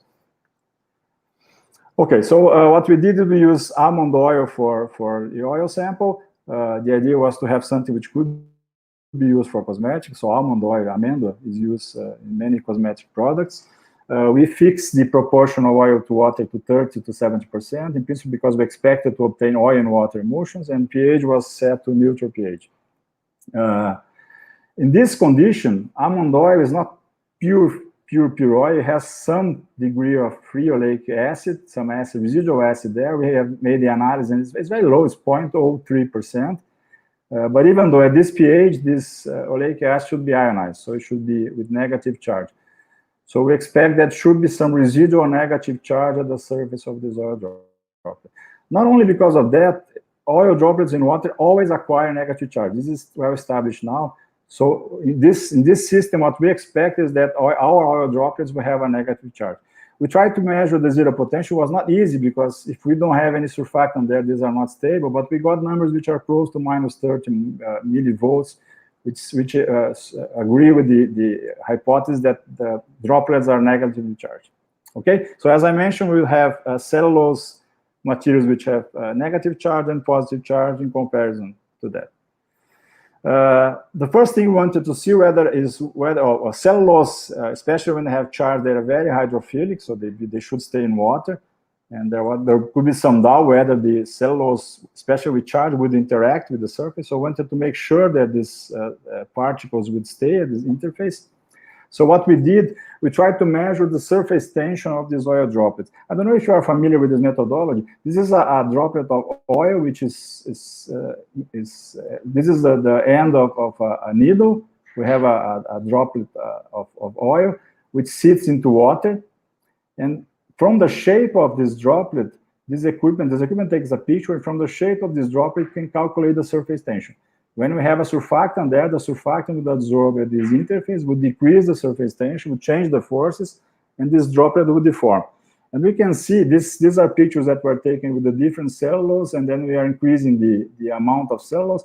And what we can see from the ones at the bottom here, that we can have a clear effect of something which has to be the cellulose, because it's the only thing that we have added there, that is disturbing the surface, which is a clear indication that the cellulose fibrils are actually sitting at the interface. And we have an even very drastic effect here that the droplet changes shape very much when you have a significant amount of the fiber, confirming that the fiber is actually interacting with the interface. Another thing that we tried to do was to image this using AFM. To do that, we had to wash and remove the oil. So what Carol did, she extensively washed this emulsion with hexane, trying to wash out the almond oil. And after that, she obtained what she thought was a clean material. And then she went to the AFM, and what she saw was this. The way we interpret this is probably an oil droplet, which is forming a globule, which is surrounded by the fibers. You see the fibers here. We've seen already in the AFM image. And the only explanation that we have for this structure to remain after this extensive washing with hexane is that the interaction with the oil droplet with the surface of the fibers is very strong. So strong that the fibers protect this droplet of oil from being washed from hexane. Okay, so we have clear indication that, okay, this has a good chance of working because probably the cellulose material is sitting at the interface. Okay, so let's see what we got then. So we try to make the emulsions. You know that to make emulsions, we mix oil and what? We make the same way you make mayonnaise and give energy to that, to blend. We have used something similar to blending, which is a Turok, is a high energy mixer. And the results that we obtained, Carol obtained, was that the emulsions which are prepared with the cellulose material having positive charge stay stable for more than 1 year. Actually, we say more than 1 year because they're probably still sitting here in the laboratory. It's just that we are not being able, only now that we are able to return to the laboratories. And I don't think Carol has returned already to check here, but so more than 1 year means that before the pandemic, it has already 1 year old, and it was stable. Whereas the other emulsion that was prepared with exactly the same amount of cellulose fiber, and I forgot to mention that, but the cellulose fiber has more or less the same dimensions. It's only the charge which is different, stayed stable only for less than 1 day. So it usually broke down. We have images here to see how these emulsions look like. So these are dispersions of the emulsions. What happens after we centrifuge is that the oil goes to the top, and then we have excess of water sitting down here. This layer of water is disturbed because we have the cellulose fibers here. This is important. I'm going to discuss this later. So this scattering here is because of the cellulose fiber. These are true concentration. This one has more cellulose, but we can clearly see that the emulsions are here at the top. So these are actually oil and water emulsions. I forgot to include here, but we have also optical microscopy to show the emulsions. We now also analyze the size of that. Okay. So this is for the cationic cellulose. So we have an emulsion. This emulsion is the one that I mentioned that is sitting in the lab for more than 1 year. When we prepare this with the oxidized, with the anionic cellulose, we see that after centrifugation, we have a clear phase separation. So all the oil goes out, goes back to the top, so it's not encapsulated anymore. The emulsion is completely broken. Okay, so there's a clear distinction that comes from the charge, the present either positive or negative charge. We have also analyzed the rheology of this system, the viscosity of the system. We have here results for two different charges of cellulose at 1%. This is what we call shear thinning behavior. This is the common one even for mayonnaise. So if you apply stress, it flows, the apparent viscosity reduces. So the two have the same behavior. And what we can see, this curve here on the left is just the suspension of cellulose, and this is the emulsion. You see that the behavior is very similar. So the rheology is actually controlled by the cellulose fibers and not the droplets of water, of oil. The droplets of oil have a very, very limited effect. Okay, so we have some numbers here, which is the apparent viscosity for this material. I forgot to include a sample, but if we invert that, this is very viscous. If we invert, it doesn't flow. So this behaves like a mayonnaise or a cream that we use for cosmetics. So this kind of viscosity that one obtains. And when we do the oscillatory rheology, we confirm that the elastic modulus is larger than the viscous modulus. So that confirms that we have actually a gel. These emulsions form a gel. And in this case, we are attributing that to the cellulose fibers. We have also analyzed this by cryo-TEM. I don't know if you are familiar with cryo-TEM. TEM is electron microscopy, transmission electron microscopy. And normally to do that, you have to dry the sample. You have to remove the solvent. The problem with the emulsion or surfactant aggregates is that if you dry that, you remove the solvent, all the structure that you have, that collapse. So cryo-TEM, and you may remember that this was granted, this was the topic of the Nobel Prize in Chemistry 3 years ago, I think. It's a very clever technique that actually freezes the sample. Very quickly freezes this into liquid ethane, very, very low temperature. And by doing that very quickly, what we have is a situation where water freezes. It doesn't form ice. It forms vitrified water, but it stays there. And all the structures stay there as well. So if you have a structure that depends on water, you dry and you lose that, with cryo-TEM, you can retain that. So that's what we try to do. So we have two images here. This is one image with the oil here, the oil droplet. So what we can see here, this is again a TM, but it's frozen, quickly frozen. So we have water is still here, so that we haven't changed anything there. So that's more or less the situation that we should have in the starting material. What we have is that the fibers are very well organized in this medium. And that's what we believe is the reason for the high viscosity. So this forms kind of a 3D structure, a network structure. We can see here in the right where we don't have the droplets, so we have just the fibers. These darker lines here are the fibers. The dimensions agree with the ones that we obtained by AFM. And what we see is this continuous network. This continuous network is what we call this high viscosity of the system. And also the rheological behavior that if you apply stress, it flows easily because you break down this network. Okay. When we have the droplet here, this darker part here is the droplet. I'm not sure how it shows in your screen, but you can see that we still have fibers in the area where we have droplets. With these images, these are 2D images. We cannot see whether they are sticking or not, but I believe from all the results that I showed you already on the attempts to measure interfacial tension, it's clear that they interact and they're very strongly interacting with each other. Okay, so the advantage information that we have now is that even the aqueous phase of this emulsion is also structured because of the fibrils that organize there, and that is the origin of this high viscosity.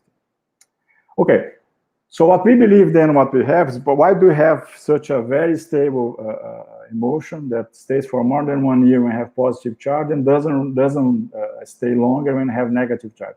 When we have negative charge, we still have a viscous solution. So it's not just because of the viscosity. It has to be related to the interaction of the positive charge of the cellulose with the negative charge of the droplet. And that's what we are showing here. So what we are calling that is a double stabilization mechanism, where we have the strong adsorption of the fiber to the negatively charged droplet, and also the fibers at the aqueous medium to cause increase in viscosity. Okay. What we did later with that, playing with that, Carol did that. She prepared a mayonnaise without surfactant, actually without egg, which is the lecithins, which are the surfactants for mayonnaise. So this is our vegan version of mayonnaise. You can prepare mayonnaise, which is another emulsion. Of in this case, use sunflower oil and water 50-50. And you can see from the images here that it's clear that we have an emulsion that is stable for a long time. Okay, so that's for the emulsion part. I still have a few minutes, I hope, to go through the other part of the foams. This is the work that Kyle did, so this our chairman, and I hope because of that you give me a few more minutes, Kyle, to go through. The difference in this case now is that the cellulose comes from eucalyptus. And the procedure that Kyle did for the preparation, the mechanical procedure for that, was not as extreme as Carol did. And he also did not add the charger before the preparation of the fiber. So in this case, as we can see from the images here, his fibers are more into bundles, more aggregated, and they are longer. Okay, but they are still cellulosic fibers. Well, Kyle's project is attempting to use these fibers to prepare foams. So porous highly porous materials, which are organized and have strong mechanical properties, but also low density. So this image here shows that it's possible to have gels prepared of cellulose, aerogels, which are very light, but still very resistant. Specifically in Kyle's case, we are interested in their potential antimicrobial activity. So the point is how we are going to turn cellulose, which is an inert material, into antimicrobial material. And that, again, is related to the positive charge, and I'm not going to dwell too much here because we have already seen all the presentation. So when you have positive charge onto materials or molecules, it's supposed that they interact with the anionically charged, negatively charged bacterial membranes, and this interaction will disrupt the membrane, kill bacteria and maybe virus and other species. Okay, so that was the basis of this project. So the first thing I wanted to show is whether this would work. So what we have here are results. Again, if you saw Giovanni's studies, this is done with E. coli, which is a standard bacteria for this kind of studies. And what we did is we prepared different batches of cellulose fibers with different contents of positive charge, so increasing the positive charge. And we saw what was the decrease in the amount of viable bacteria. So what was the antimicrobial activity of that? And what we can clearly see, I just draw that this line here is just a guide for the eye. I'm not claiming that this is linear, but we see a linear decrease in the number of viable cells as we increase the positive charge. So that clearly shows that the positive charges are key, or killing the cells, removing viable cells from the medium. Okay. So these are just fibers that we wanted to make materials. Now to do that, what we used was the ice templating technology. So what we prepared was monoliths. And because we wanted them to be porous, there are different ways of doing that. You can prepare a hydrogel and dry using supercritical fluids, for instance, like Sydney showed in the first day. What we did is we created ice, we frozen that. So water would crystallize, and this ice would create pores and also squeeze the material. And this would create the porosity that they wanted to control. To do that, we can use different procedures, just quickly going through. It was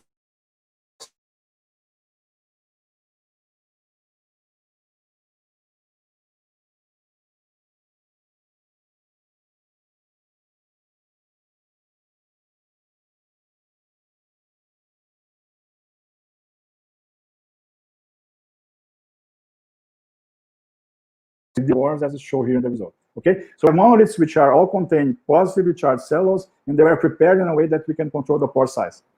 Okay, so what was the effect? And these are the results that we obtained. So what we have is that this is the control, so just E. coli in water. If you have just a pristine cellulose with no added positive charge, we have a small decrease in the amount of viable cells, the number of viable cells, most likely because they would be absorbed or incorporated into this monolith, but there is no other interaction there. But the other results are obtained with materials that have positive charge. So we see that clearly the presence of positive charge, as we saw already before, leads to a decrease in the numbers. So we have an antimicrobial activity.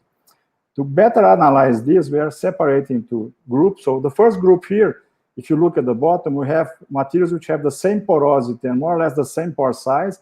The difference here is only the charge. So the pristine has no positive charge, and the cationic cellulose has positive charge. And we see a clear decrease in the amount, a significant decrease in the amount of free E. coli. Okay, so that shows clearly that this strategy is working. We can play also with the way the charge is organized, and with that we have different access area to this bacteria cells. Here I have what we call never dry cellulose. The never dry cellulose is just a suspension of cellulose. So all the cellulose fibers are exposed, so we have high surface area, and what we can see clearly is that this is very active to removing E. coli. We have intermediate degrees of removal depending on how much of porosity and what's the pore size that we have. I have separated these two here because they have more or less the same characteristic in terms of porosity, but clearly different pore size. This material here has smaller pore size, 30 micron, and this one here has a slightly larger pore size, 170. Just for comparison, E. coli is much smaller. The size of E. coli is around 5 micron, for instance. Okay? But we see a clear difference in the effect of this material, which has much larger pores. We try to analyze that by using electron microscopy. So these are images that were done by scanning electron microscopy. And what we have here, this is the material with a small pore at the top, and we have just the surface of the material or a cross section. We cut the material. It's not probably it's not clear for you to see here, but the E. coli cells are cylinders. Maybe they're more visible here. So we try to add these arrows here are actually just to show where we see the E. coli cells. And what we can see is that for the material with small pore, they are only sitting at the surface. If we cut and we analyze the interior of the sample, we have only few E. coli cells there. So that's showing that even if the pore is larger than the cell, the porosity itself does not allow the cell to enter the material. And that's probably the cause for the lower effect. Whereas when you have larger pores, we see that the number of cells that are found at the surface and inside the material is more or less the same. Okay? So to summarize that, the strategy that we use here was that we started with the dispersion of fibers. We obtained positive charge there by doing this chemical reaction that I mentioned. And then we turned this into a material by using this ice and plating technique. And with that, what we can do was to control the size of the pores. And with these results, specific with E. coli, the results that we obtained were that the larger pores were the one that had the higher efficiency. Okay? Well, for those of you who work with materials, you're probably considering that maybe it may be interesting that you can, by changing the size of the pores, of the distribution of the pores, you can also change the mechanical properties. In this case, I should mention that the two monoliths that we obtained have all the two very good mechanical properties. They're also wet resistant, so you can put them in water and keep stirring, they will still stay there, and they can be reused. So what we are thinking now and considering is to apply this kind of material for things like air filters or things like that. Okay, they would combine very good mechanical properties with biological activity. So as a conclusion, I hope to have shown that the presence of charge is very important in processing cellulose. The idea here is that you can fibrillate more easily if you have charge, but not only charge, the sign of the charge is important. So I'm arguing here that the charge being positive is very important. It's important, why? Because we can prepare stable emulsions with oil droplets. So all oil droplets in water would have negative charge. And we saw that if you have negative charged cellulose, it doesn't work. So you have to have positive charged cellulose. So you can prepare very stable emulsions. You can prepare even mayonnaise, which is vegan, doesn't need egg to prepare that. And that can last for even a year. More than that, you can use that for the bioactivity of this positive charge. And with that, I showed the last material, that was the work that Kyle did, preparing foams based on this nanocellulose. And with that, I hope to have convinced you that they have very good there are very good ways of preparing the structure, the hierarchical structure, to obtain very high activity. If I may anticipate one of the questions, I mentioned in virus here, and we have all this common enemy, which is the SARS-CoV-2. We are actually in the procedure of trying to analyze that. We hope that this will show some activity. I have no idea how much of activity, but it was just unfortunate that we could not do this in time to show you the results, but this is in line. We are in contact with colleagues from biology here who are doing these experiments, and we are hoping to see whether this, it's probably not going to be the solution for all the problems of the world, but it's very likely that it will show activity against SARS-CoV-2. Okay? So just quickly to acknowledge, I would like to thank the funding for this work, mainly through Potthast, support from Nano to access our facilities, and as I mentioned, collaboration with Juliana, Matheus Cardoso, Professor Michael Tam, and Diane, who was a student in our laboratory. Thank you for your attention, and I'm happy to answer questions.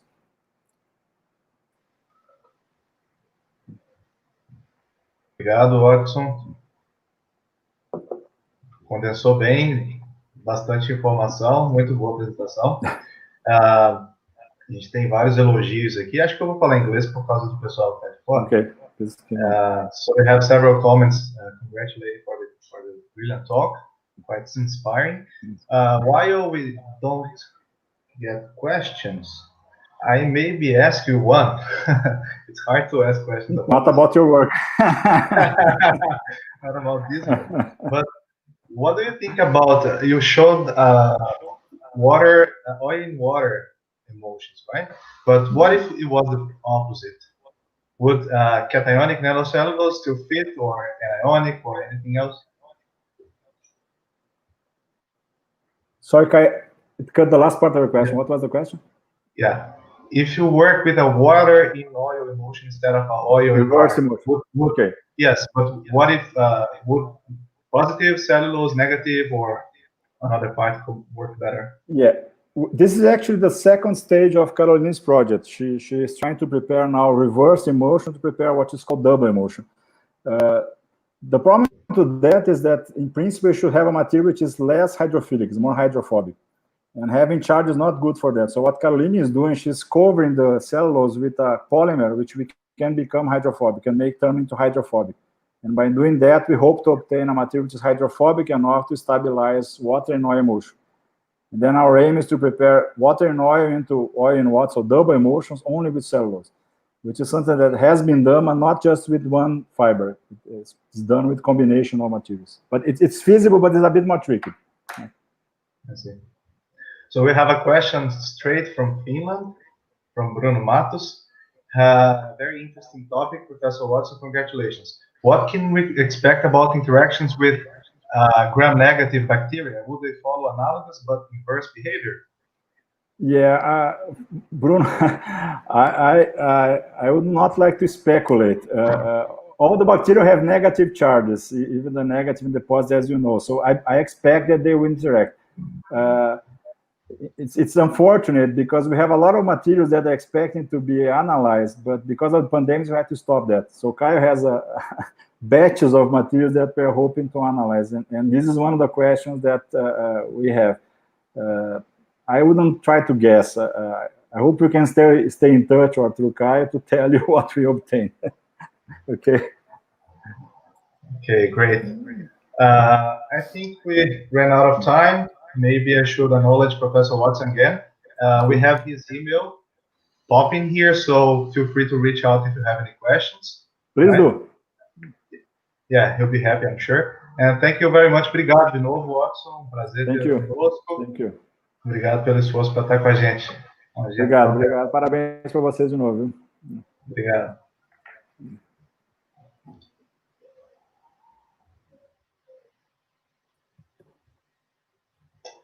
Hi, Orlando. Good afternoon, Caio. How are you doing? I'm doing great. You? Excellent. 100%. Great. Okay, so I think we are live already. So okay. Start introducing you. We have now, last but not least, right, Professor Orlando Rojas. I will just get your short bio. Okay, so Professor Orlando Rojas is a Canada Excellence Research Chair at the top-ranked University of British Columbia, UBC, in Vancouver. He is the director of the Bioproducts Institute and share affiliations with 3 departments: Chemical and Biological Engineering, Chemistry, and Food Science. Not sure how he does this, but he does. Part of his research group, BICMAT, Bio-Based Colloids and Materials, also operates in Aalto University in Finland. Professor Rojas received the 2018 Ansel Payan Award, established by the American Chemical Society in 1962, and this is the highest recognition in the area of cellulose and renewable materials. Orlando is an elected fellow of the American Chemical Society, of the Finnish Academy of Science and Letters, and also the recipient of the 2015 TAPI Nanotechnology Award. He is also adjunct professor at the NC State University in the States, and distinguished professor in South China University of Technology, Nanjing Forestry University, and Dalian Polytechnic University. He has advised over 40 postdoctoral fellows, 55 PhD, and 34 master students, and he has hosted more than 100 international visiting scholars and professors. And I have to say that I'm also lucky to be one of them. So, altogether, he has authored hundreds of papers related to the core of his research, which is devoted to nanostructures from biorenewables, and they are used in multi-phase systems. So, today we have the pleasure to have Orlando closing this conference. We really much appreciate your effort and your time to be here. So I now give the floor to Orlando. Please take over. Thank you so much, Caio, for your very warm and nice introduction. I hope that you can see the screen. If not, please just let me know. Okay. Excellent. So I'm very happy to join this conference. I heard that it's being followed by many people, many colleagues, students. This is really amazing, and I want to congratulate you for the organization of this event. This is really nice. And I promised Caio that I was going to talk about nanostructure renewable colloids, and probably Professor Watson was talking a little bit about a very special colloid related to nanocellulose. So I'm sure we have received very good information from Professor Watson, and earlier from our colleague Antje Potthast. Maybe she was talking on lignin. So I tried to complement the other 2 talks that came before mine. Before starting, I wanted to share a little bit about our group in Finland, in Helsinki, in Aalto University, and this is the campus in Aalto. As you can see, there is a lot of forest, but also there is a lot of water. This is very close to the sea, and of course, here we can think about 2 sources of renewable materials, and that will be in the biosphere, that will be the forest and the ocean environment. And in Finland, we have the FinCERES flagship that you can Google. It's a very interesting cluster of research that is operating in Aalto University together with VTT. The other affiliation that I have is in the University of British Columbia, and I'm calling now actually from Vancouver, and this is the campus. This is very close from where I'm talking now. And in University of British Columbia, we have the Bioproducts Institute that you can also search. Here we have a big cluster of research in very different areas, going from synthetic biology, genomics, nanomaterials, up to biofuels and biorefineries. So it's a very nice setting for us to study, do research, and to teach about renewable materials from molecules to airplanes. And you are all very warmly welcome to visit us in Vancouver or also in Helsinki. So I find it interesting that during the last 2 weeks, I have been interacting with many students in Brazil and colleagues in Brazil. So these are the 2 recent webinars that I participated on. And now, of course, I'm very happy to join the EPNAT conference. And before starting, I had to say that the work that I will present is coming from my research group and the wonderful students that I am blessed to work with. This is a really great group, and I'm very lucky to be working with such young talent. And I want to say that in this pool of students and researchers, those that are in the circles here are all from Brazil. So I'm always very impressed and very happy to work with Brazilian talent. You make a really great group of students and researchers. And I hope that you can recognize some of the faces. Usually they are the ones that smile the most. So I love very much the Brazilian attitude. And maybe you can see Caio there in one of the images. And today I will be talking about the work of the people and students that are here in yellow, especially the work that they did the last year. And that will be the topic of my discussion. And I would like first to connect with nanocellulose. You already heard from Professor Watson probably about nanocelluloses, and you can find here cellulose nanocrystals and cellulose nanofibrils that can be produced from plants, and in this case from trees, from wood. On the top right, you can see the case of eucalyptus, that is such an important species in Brazil, and most of the pulp and paper industry in Brazil depends on eucalyptus plantations.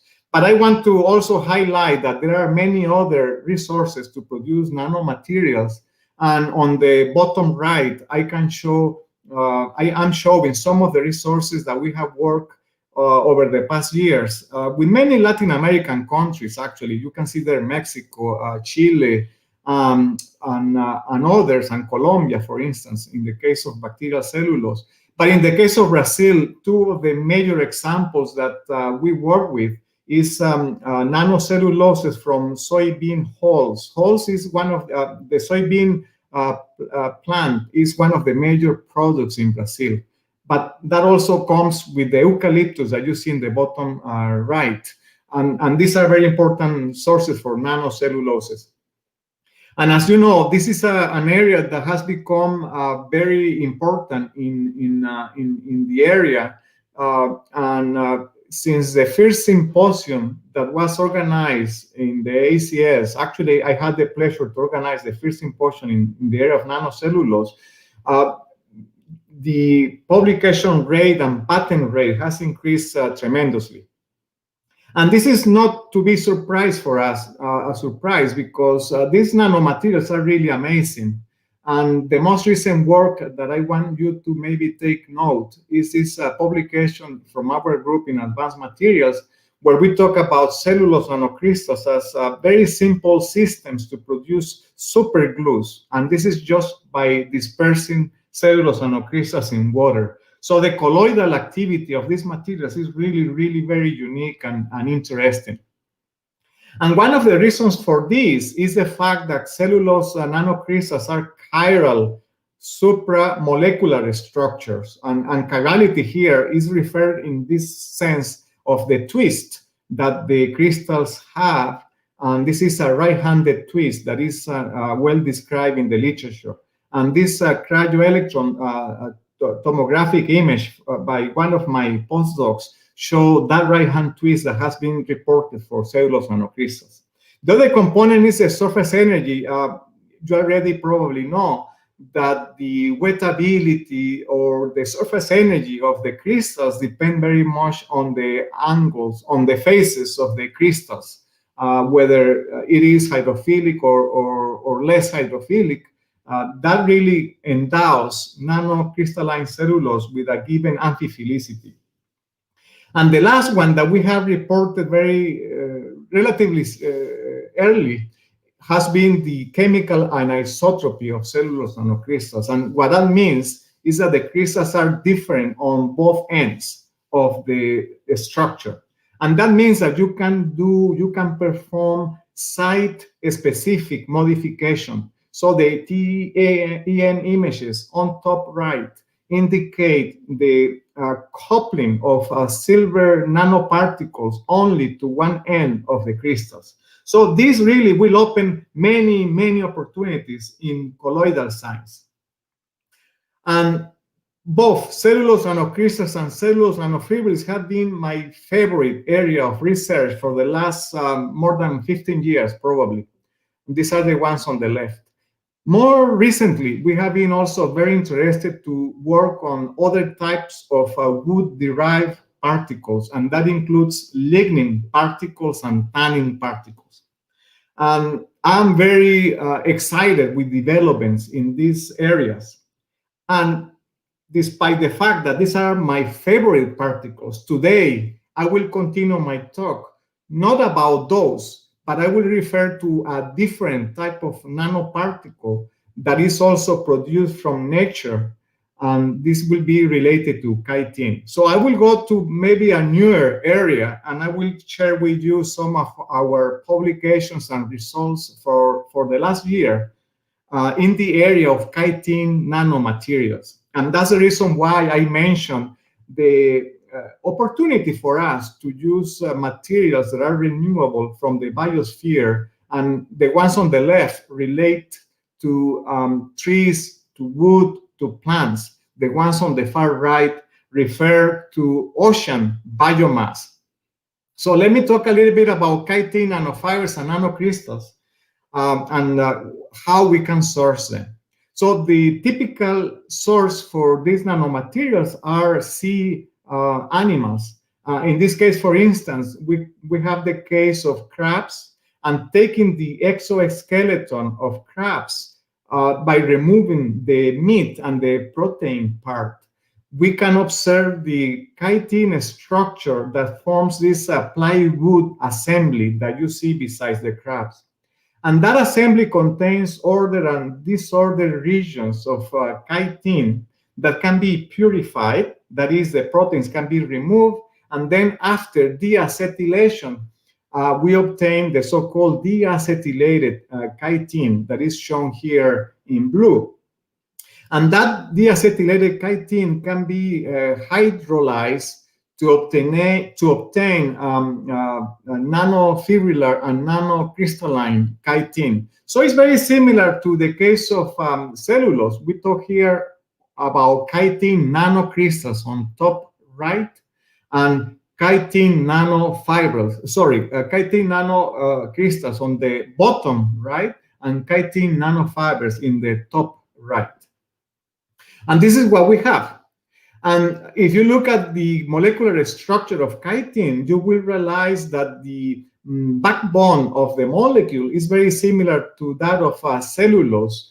But here we are dealing with glucoacetylamine, sort of a moieties. So in the polysaccharide structure, you can see those acetyl groups together with amino groups.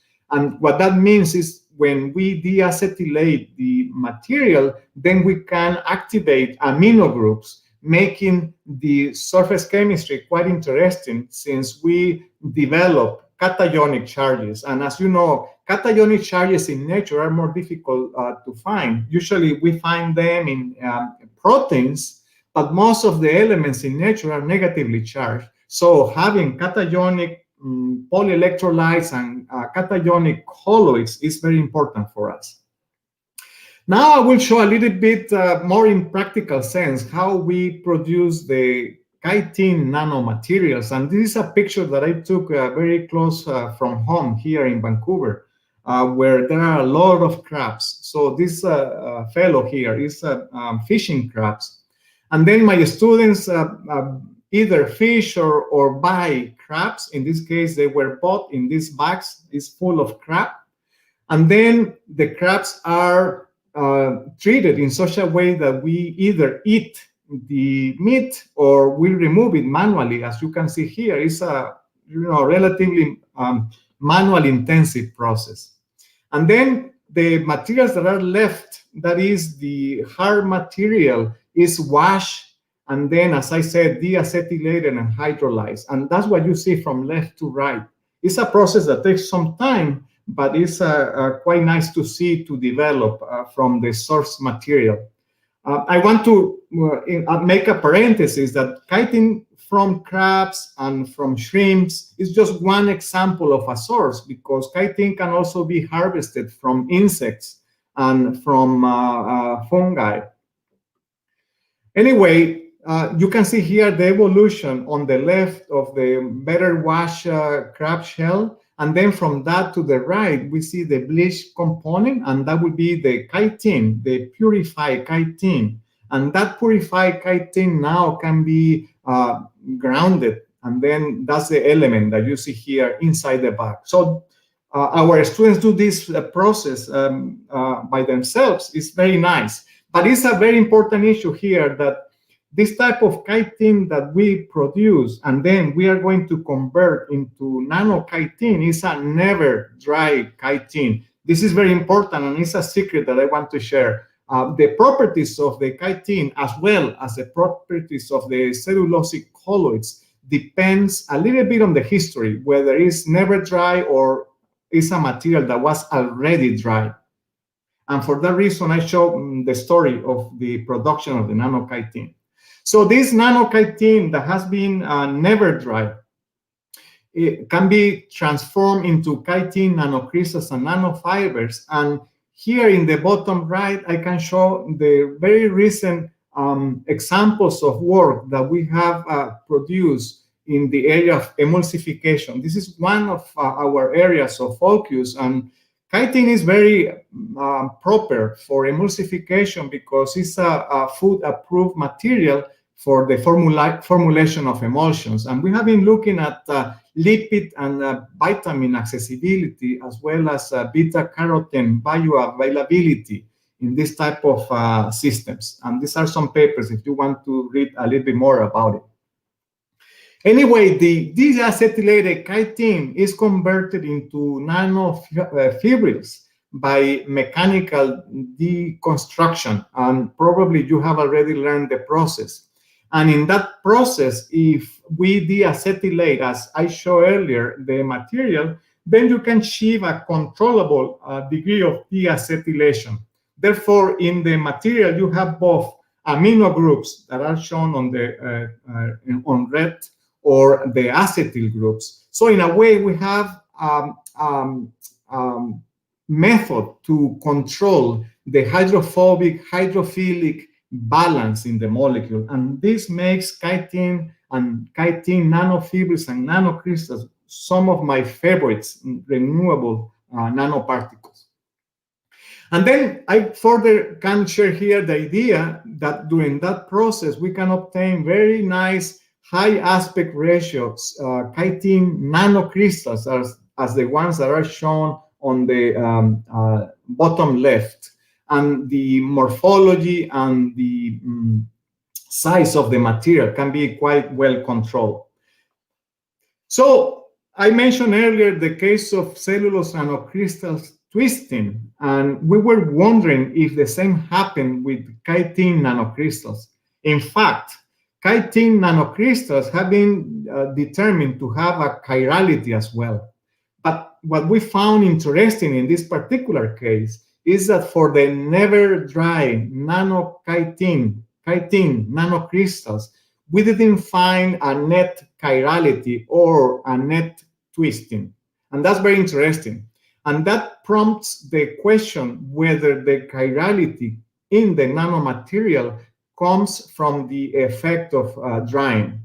And we don't have yet an answer to this. We need to further develop these studies, but the question remains whether the chirality, both in cellulose or in chitin, develops given the history of the preparation, whether the material was dry or not. At any rate, in the case of chitin nanocrystals, we didn't observe net twist or chirality.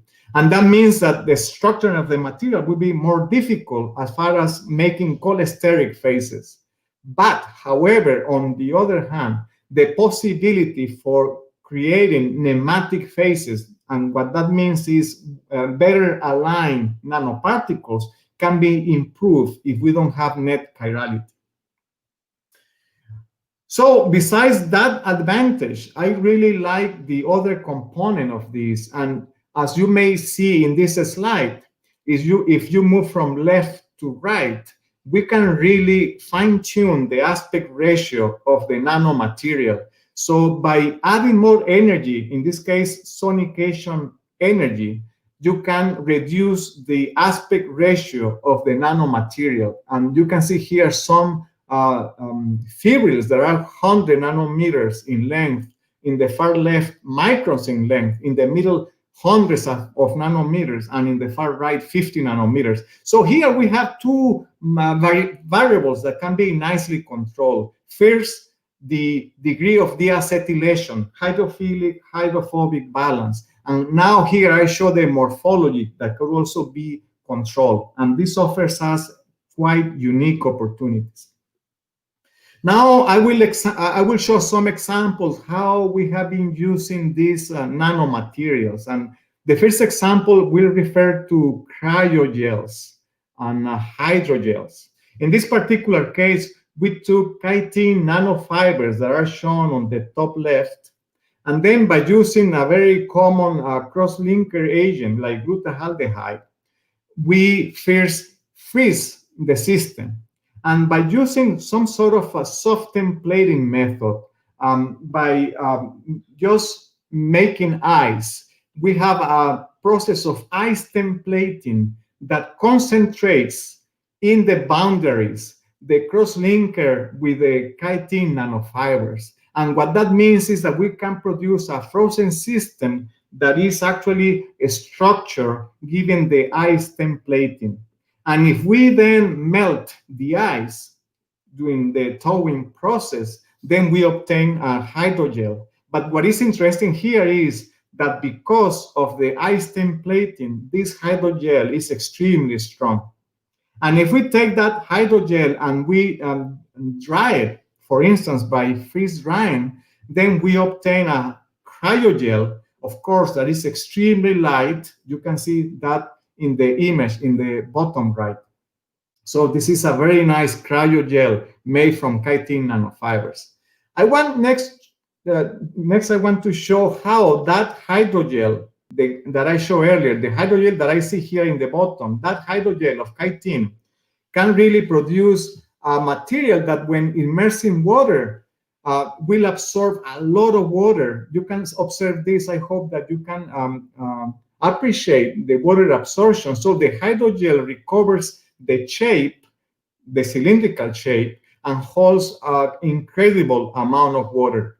On the other hand, the material that is dry by freeze drying, the cryogel that is obtained, is actually also very strong. And you can see here that is can sustain loads in a reversible manner. So it's a light material with a relatively strong composition that makes it a very interesting lightweight system.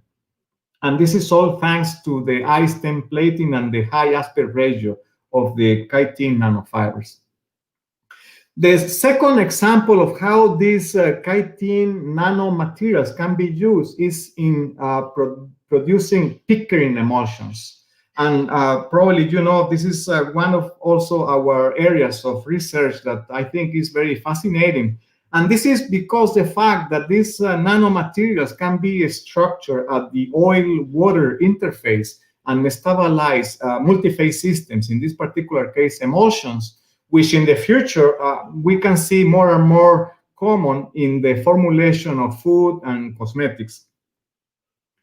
In the case of these systems, I want to share a very interesting recent development in my group.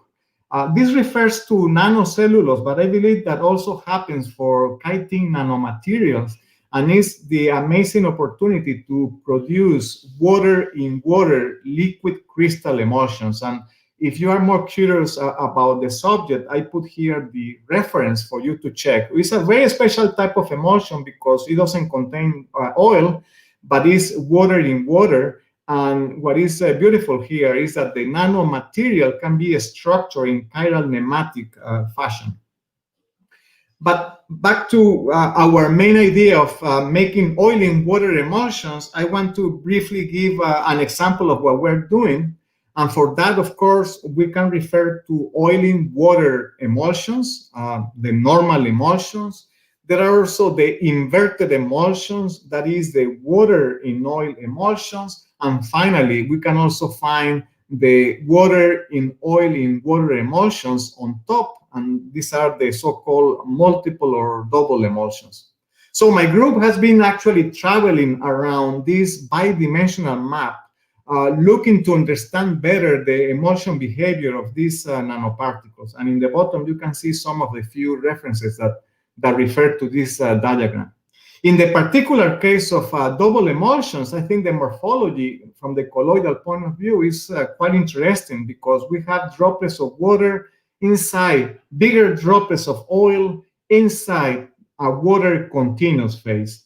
And that's an amazing opportunity, because with this type of double emulsions, then we can develop new class of materials with very high interfacial area. So in this particular case, we took those multiple emulsions that contain nanomaterials, renewable nanomaterials, and by using electrospinning, in this particular case, we produce very fine fibers, electrospun fiber webs, as you appreciate in the bottom right, that contain hydrophobic component, that will be the organic precursor, together with a hydrophilic component. So it's a way to compatibilize organic and hydrophilic phases that is very important in encapsulation, in stabilization, protection, and production of new classes of materials.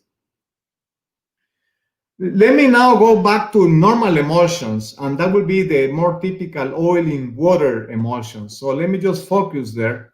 And I think our recent developments, as well as many colleagues around the world, point to the fact that emulsions, pickering emulsions stabilized by nanocellulose, but especially with nanochitin, can be very important to the digestion system in humans. And here we have done some work in collaboration with University of Massachusetts, looking into the in vitro digestion of emulsions, lipid emulsions stabilized both either by nanochitin or nanocellulose.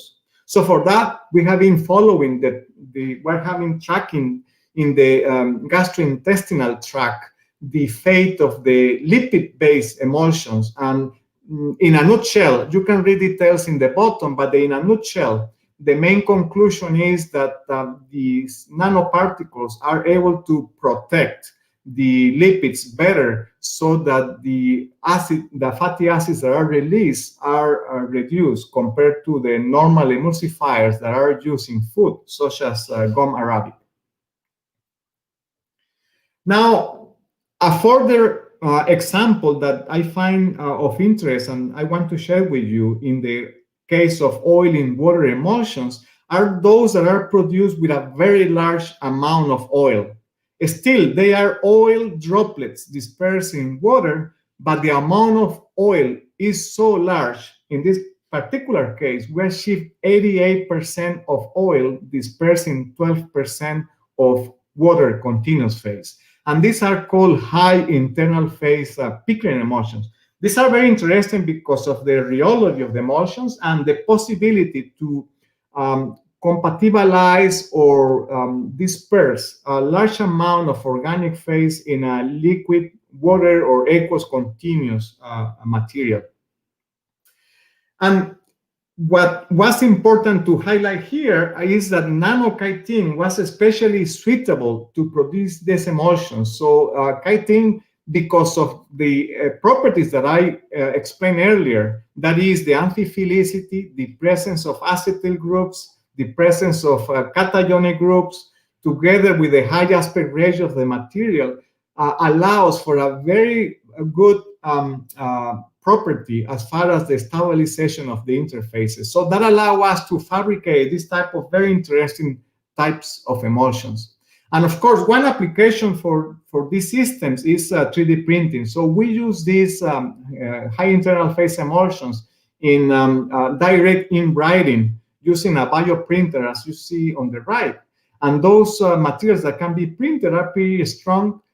They are going to sustain drying very strongly, and they form the basis for very interesting platform in the creation of three-dimensional networks. In fact, those emulsions having little amount of water are very nice to dry. And this is what I try to show on the bottom left, where those systems that were produced by 3D printed or in otherwise can be dry and produce lightweight materials, where the network that is produced is pretty strong and can then produce self-standing solid 3D materials. So this is the example of still wet emulsions that can last for many days and keep the form because of the very high volume of the internal phase, in this case oil, and the very little water that is in the system. Now, one further development in the area of these Pickering emulsions is the case of two-phase emulgel systems. And this is maybe a refinement of what I showed earlier. And the difference is that here we have organic phase and aqueous phase, but also we add a solid phase. In this particular case, we use silica particles. And that process of mixing the system together with nanochitin allows us to have this very complex multi-phase systems that is still an emulsion, but it behaves more like an emulgel. And this emulgel can be 3D printed, as I showed earlier, and having the solid particles in the emulgel allow us to produce strong materials that you appreciate in this slide, where you have the silica particle forming the tracks of the grid that were 3D printed. And I forgot to say, but one of the components of that emulsion was PLA. And what you observe here is that the more PLA we add to the emulgel, the more or the better the formation of a skin will happen on the tracks that were 3D printed. So as we go from left to right, we're increasing the amount of PLA. And that PLA is forming a skin or a cuticle on the tracks that were 3D printed.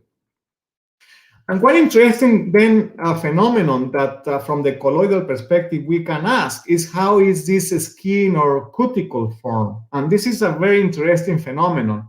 And one thing that I can tell you is that that happens only when we use hydrophobic needles. So the needle on the left is a polypropylene needle, and that was very effective to produce the skin of PLA on the emulgel that was printed. When we use a metal needle, then that didn't happen, as you can see on the right. So it's a very interesting dynamics of the system that we're still curious about, and I hope that we can understand better. But it's an instantaneous in situ formation of a cuticle or a skin on the system that is 3D printed. Okay, why this is important? And I think the answer is simple. In a way, our own bodies contain a massive amount of skin, and this is very important for protection. And in this particular case, the same principle applies. If we can make materials that have a cuticle or a skin, we can control transport properties of the material. So this is a very busy slide, but the message is very simple. The message is that forming these cuticles or skins on materials allow us to control the transfer properties, the mass transport, the relaxation and swelling of 3D printed materials. And you can find more information in the bottom reference. The final example that I want to talk about nanochitin and the colloidal abilities to form complexes, and probably Professor Watson explained a little bit about this, is how we can use chitin to produce filaments. And this is what you see here in this wet spinning device. What we do here is that we take nanochitin, or well, nanocellulose as well, it works very well, and we put in a syringe, and then we extrude that in a coagulation bath, and then by coagulation, then we produce a material. And that material can be then dried, and then you can appreciate on the right a video that shows the cylinder that is rotating, and then is being dried in this system by using infrared drying. And this is what is inside the metal case. So essentially, we're producing continuous filaments of nanocellulose, or eventually also nanochitin, and that uses this type of system that you see here now in this collector, and using IR drying. And the system, again here, takes advantage of the cationic charge of the nanochitin that is in the dope, and that's the one on the left. And those charges and the chitin itself, when it's exposed to the coagulation bath on the right, then will be undergoing solvent exchange, but also electrolyte exchange. And we have been testing different solvents and different electrolytes to maximize the coagulation ability of the solvent in the production of filaments. The other way to produce filaments beyond wet spinning is actually to do dry spinning. And this is a work from Rafael Grande, also a Brazilian postdoc back in Finland, where he took chitin nanofibers and alginate, and by just pulling the interface, then very fast, one is able to observe complexation between the materials, the cationic nanofiber with the anionic polyelectrolyte, that is the alginate hydrogel, and then a filament is produced that actually can be pulled very nicely with no need for coagulation bath. And interestingly, those materials are or have to some degree water resistance. So that's a very interesting component. This slide shows how the hydrogel complexation works and how then the final filament that is produced can actually be relatively flexible and to have some resistance to water, while we avoid the use of any organic solvent or any coagulation. So very interesting developments. And in this area, as I said earlier, the fact that the chitin has no chirality, at least the never dry chitin nanomaterial, allow us to play with a better alignment in the filament production. And those filaments can be quite interesting. And one example from the thesis of Ling Wang, who is a PhD student in my group, is that they can be used actually for cell proliferation. And in this slide, what I show is the results of the proliferation of cells around the chitin-based nanofibers, and actually it works quite nicely. So I think that concludes my presentation. Before giving the conclusions, I want to acknowledge the sponsorship and partnership with all the entities that you see in this slide. And of course, our Bioproducts Institute that we lead here in Vancouver, in UBC, and the FinCERES flagship in Finland that is very active as well. These are two amazing organizations for us to develop this area. And my final message is more or less summarizing what I presented today from the point of view of colloids. Cellulose, lignin, tannins are amazing, but I tried today to complement the earlier talks to present the other type of material, and in this case, chitin. I show how to process it. I show the fact that in the case of never dry chitin, we don't observe chirality. The fact that they can produce very strong hydrogels and cryogels, and this allow for very nice pickering emulsions, ideal for 3D printing, and also because of the gels that are formed, filament spinning offer really great opportunities. And with that, I end my presentation. Thank you so much for listening.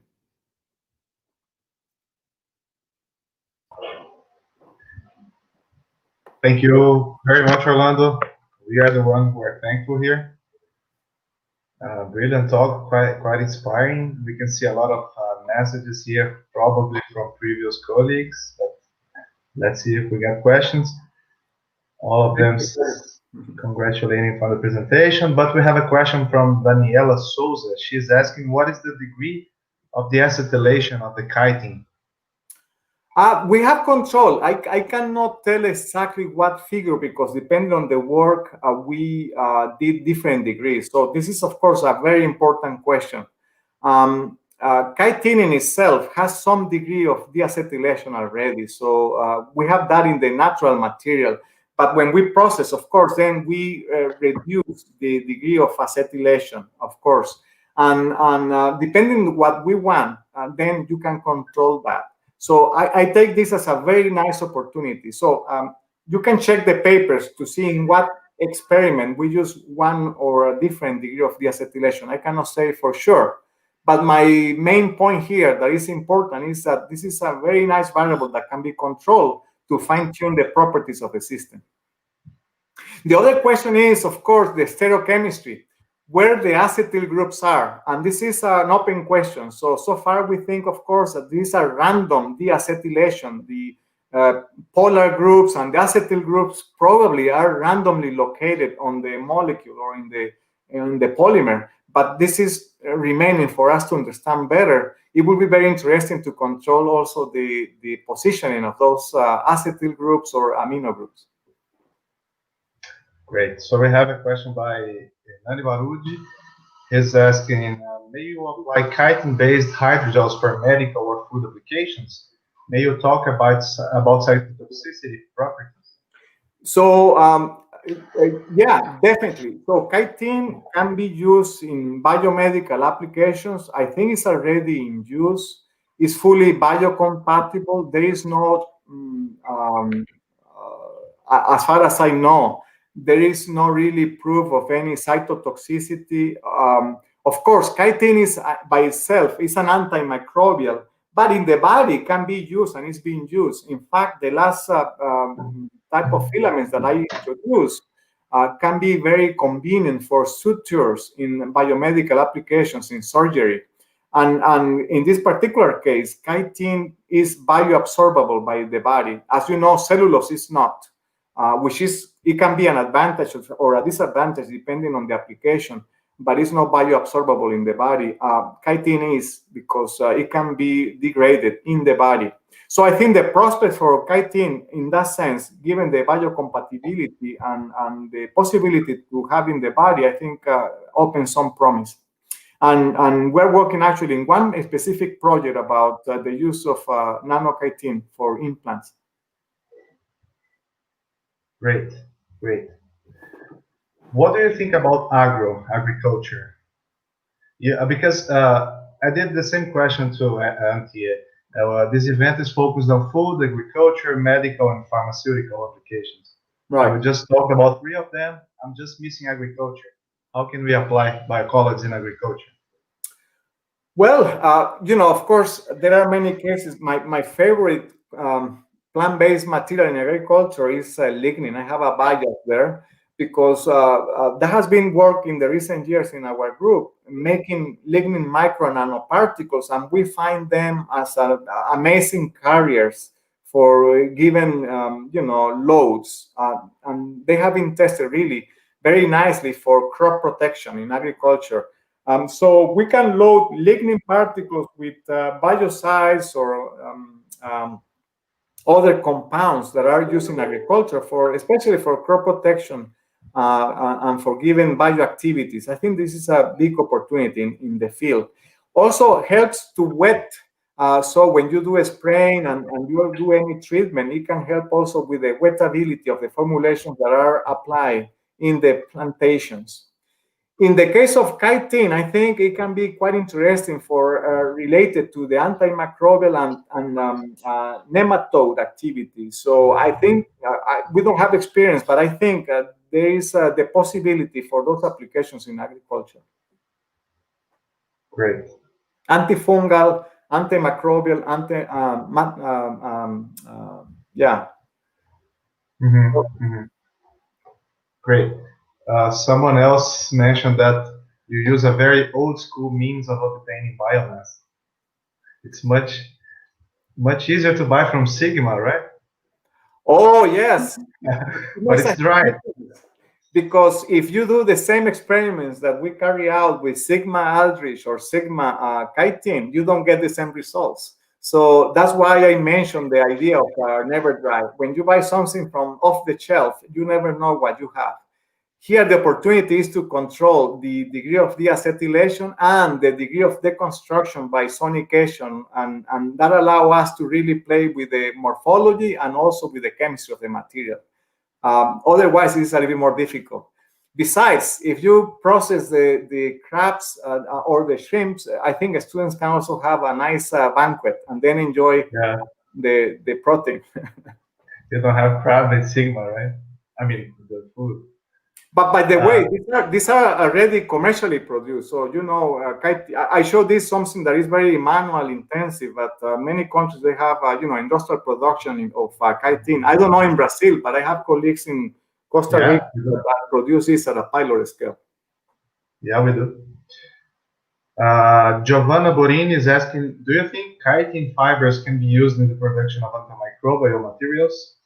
Oh, definitely. Definitely, yes. Antimicrobial is one of the properties that have been demonstrated. A long time ago, we showed this in electrospun fibers as well as cryogels, especially chitosan, very effective. Highly deacetylated chitin, that's an opportunity. And groups in Japan actually have commercialized some products that are very good for wound healing, for burn treatment, and also have been shown for growing hair. So, Caio, this is good for us. You mean the microneedles, right? Microneedles and nanofibers apply on the scalp can be very good for promoting the hair growth. This is what the Japanese, Yeah, why not? That could be another application for the next conference. Yes, we should explore that. Yeah. Great, Orlando. Do we have any further questions from the crowd? Maybe. Let me see.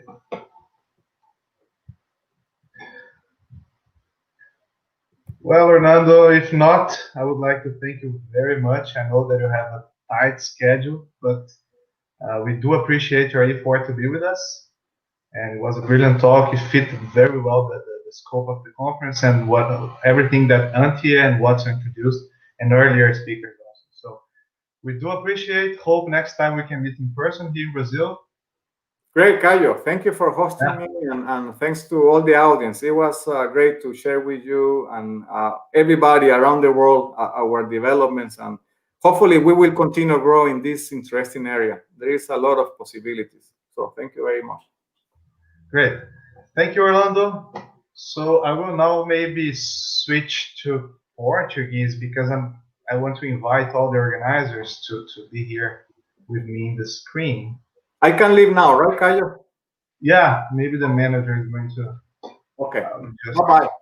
Thank you, Orlando. Bye-bye. Bye-bye. Just a second.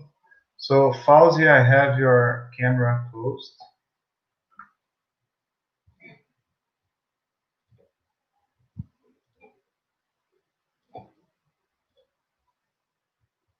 Do you see my screen, Fabrício? Sim, agora estou vendo. Vou adicionar.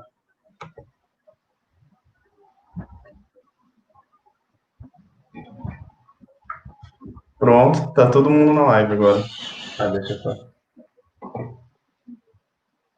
Tá, eu vou mudar para o português então. Gente, então a gente fecha com chave de ouro, né, o segundo EPNAT. Todos aqui tiveram uma grande contribuição, foram horas. A gente não faz esse evento para somar pontuação em nada, né, porque o número de horas que a gente empenha nisso, né, é mais proveitoso do ponto de vista científico. Né? Então, a gente não está preocupado em nomes, em currículos, a gente está preocupado em discutir avanços, né, científicos na área de polímeros naturais e interagir a comunidade de polímeros naturais brasileira atrás de sobreposições, sinergias, né, atualizações e possibilidade de atuação em colaboração. A gente acredita veementemente que a pesquisa colaborativa ela é o caminho. Esse ano a gente teve mais de 1.000 inscritos, 1.010 até a última vez que eu vi. Uma das vantagens de ser um evento virtual, né, a gente tem custos muito baixos, a gente consegue aproximar as pessoas, ainda que virtualmente. Foram 3 áreas muito bem discutidas e abordadas, eu acho que não dá para escolher uma mais importante. Tudo que foi falado num dia também era aplicado ao outro, então, polímeros naturais são aplicados em... o principal legado do evento é esse, mostrar para os alunos, abrir os horizontes e mostrar quais são as possíveis aplicações desse tipo de material. né? Então, a gente planeja fazer um evento novamente no ano que vem, o primeiro foi ano passado, o segundo foi esse ano. Então, a comissão organizadora também já manifestou o interesse em tê-los agora presencialmente, né, se tudo der certo, no ano que vem. Mas antes disso, a gente queria continuar a incentivar a discussão, a interação por meio dos vídeos, né, e todo mundo está à disposição para isso. E a gente queria também fazer alguns agradecimentos em nome da comissão organizadora, em especial ao Dr. Fabrício Tanaka e ao Dr. Vitor Garcia, que foram assim, essenciais para que a conferência fosse executada e bem executada como foi. Queríamos também agradecer o comitê avaliador, né, assessores de várias áreas, foram muitos que tiveram um trabalho bastante árduo para ler todos os resumos, assistir os vídeos, etc. Agradecer a participação em massa, né, a adesão para mandar os vídeos, para mandar os trabalhos, pelo empenho. Também os speakers, né, que dedicaram um tempo tão precioso das agendas tão corridas, tão demandadas, né, para que a gente pudesse compartilhar o conhecimento. E eu acho que é isso. Eu gostaria de abrir, então, para se alguém tiver algum comentário da comissão. Acho que eles não conseguem ver o áudio. Não, o microfone está desligado. Pode abrir. Entendi. Liga o microfone do streaming e liga o... Tá. Então é isso, gente. Em nome da comissão organizadora, a gente fala aqui tchau e até breve. Até mais, muito obrigado.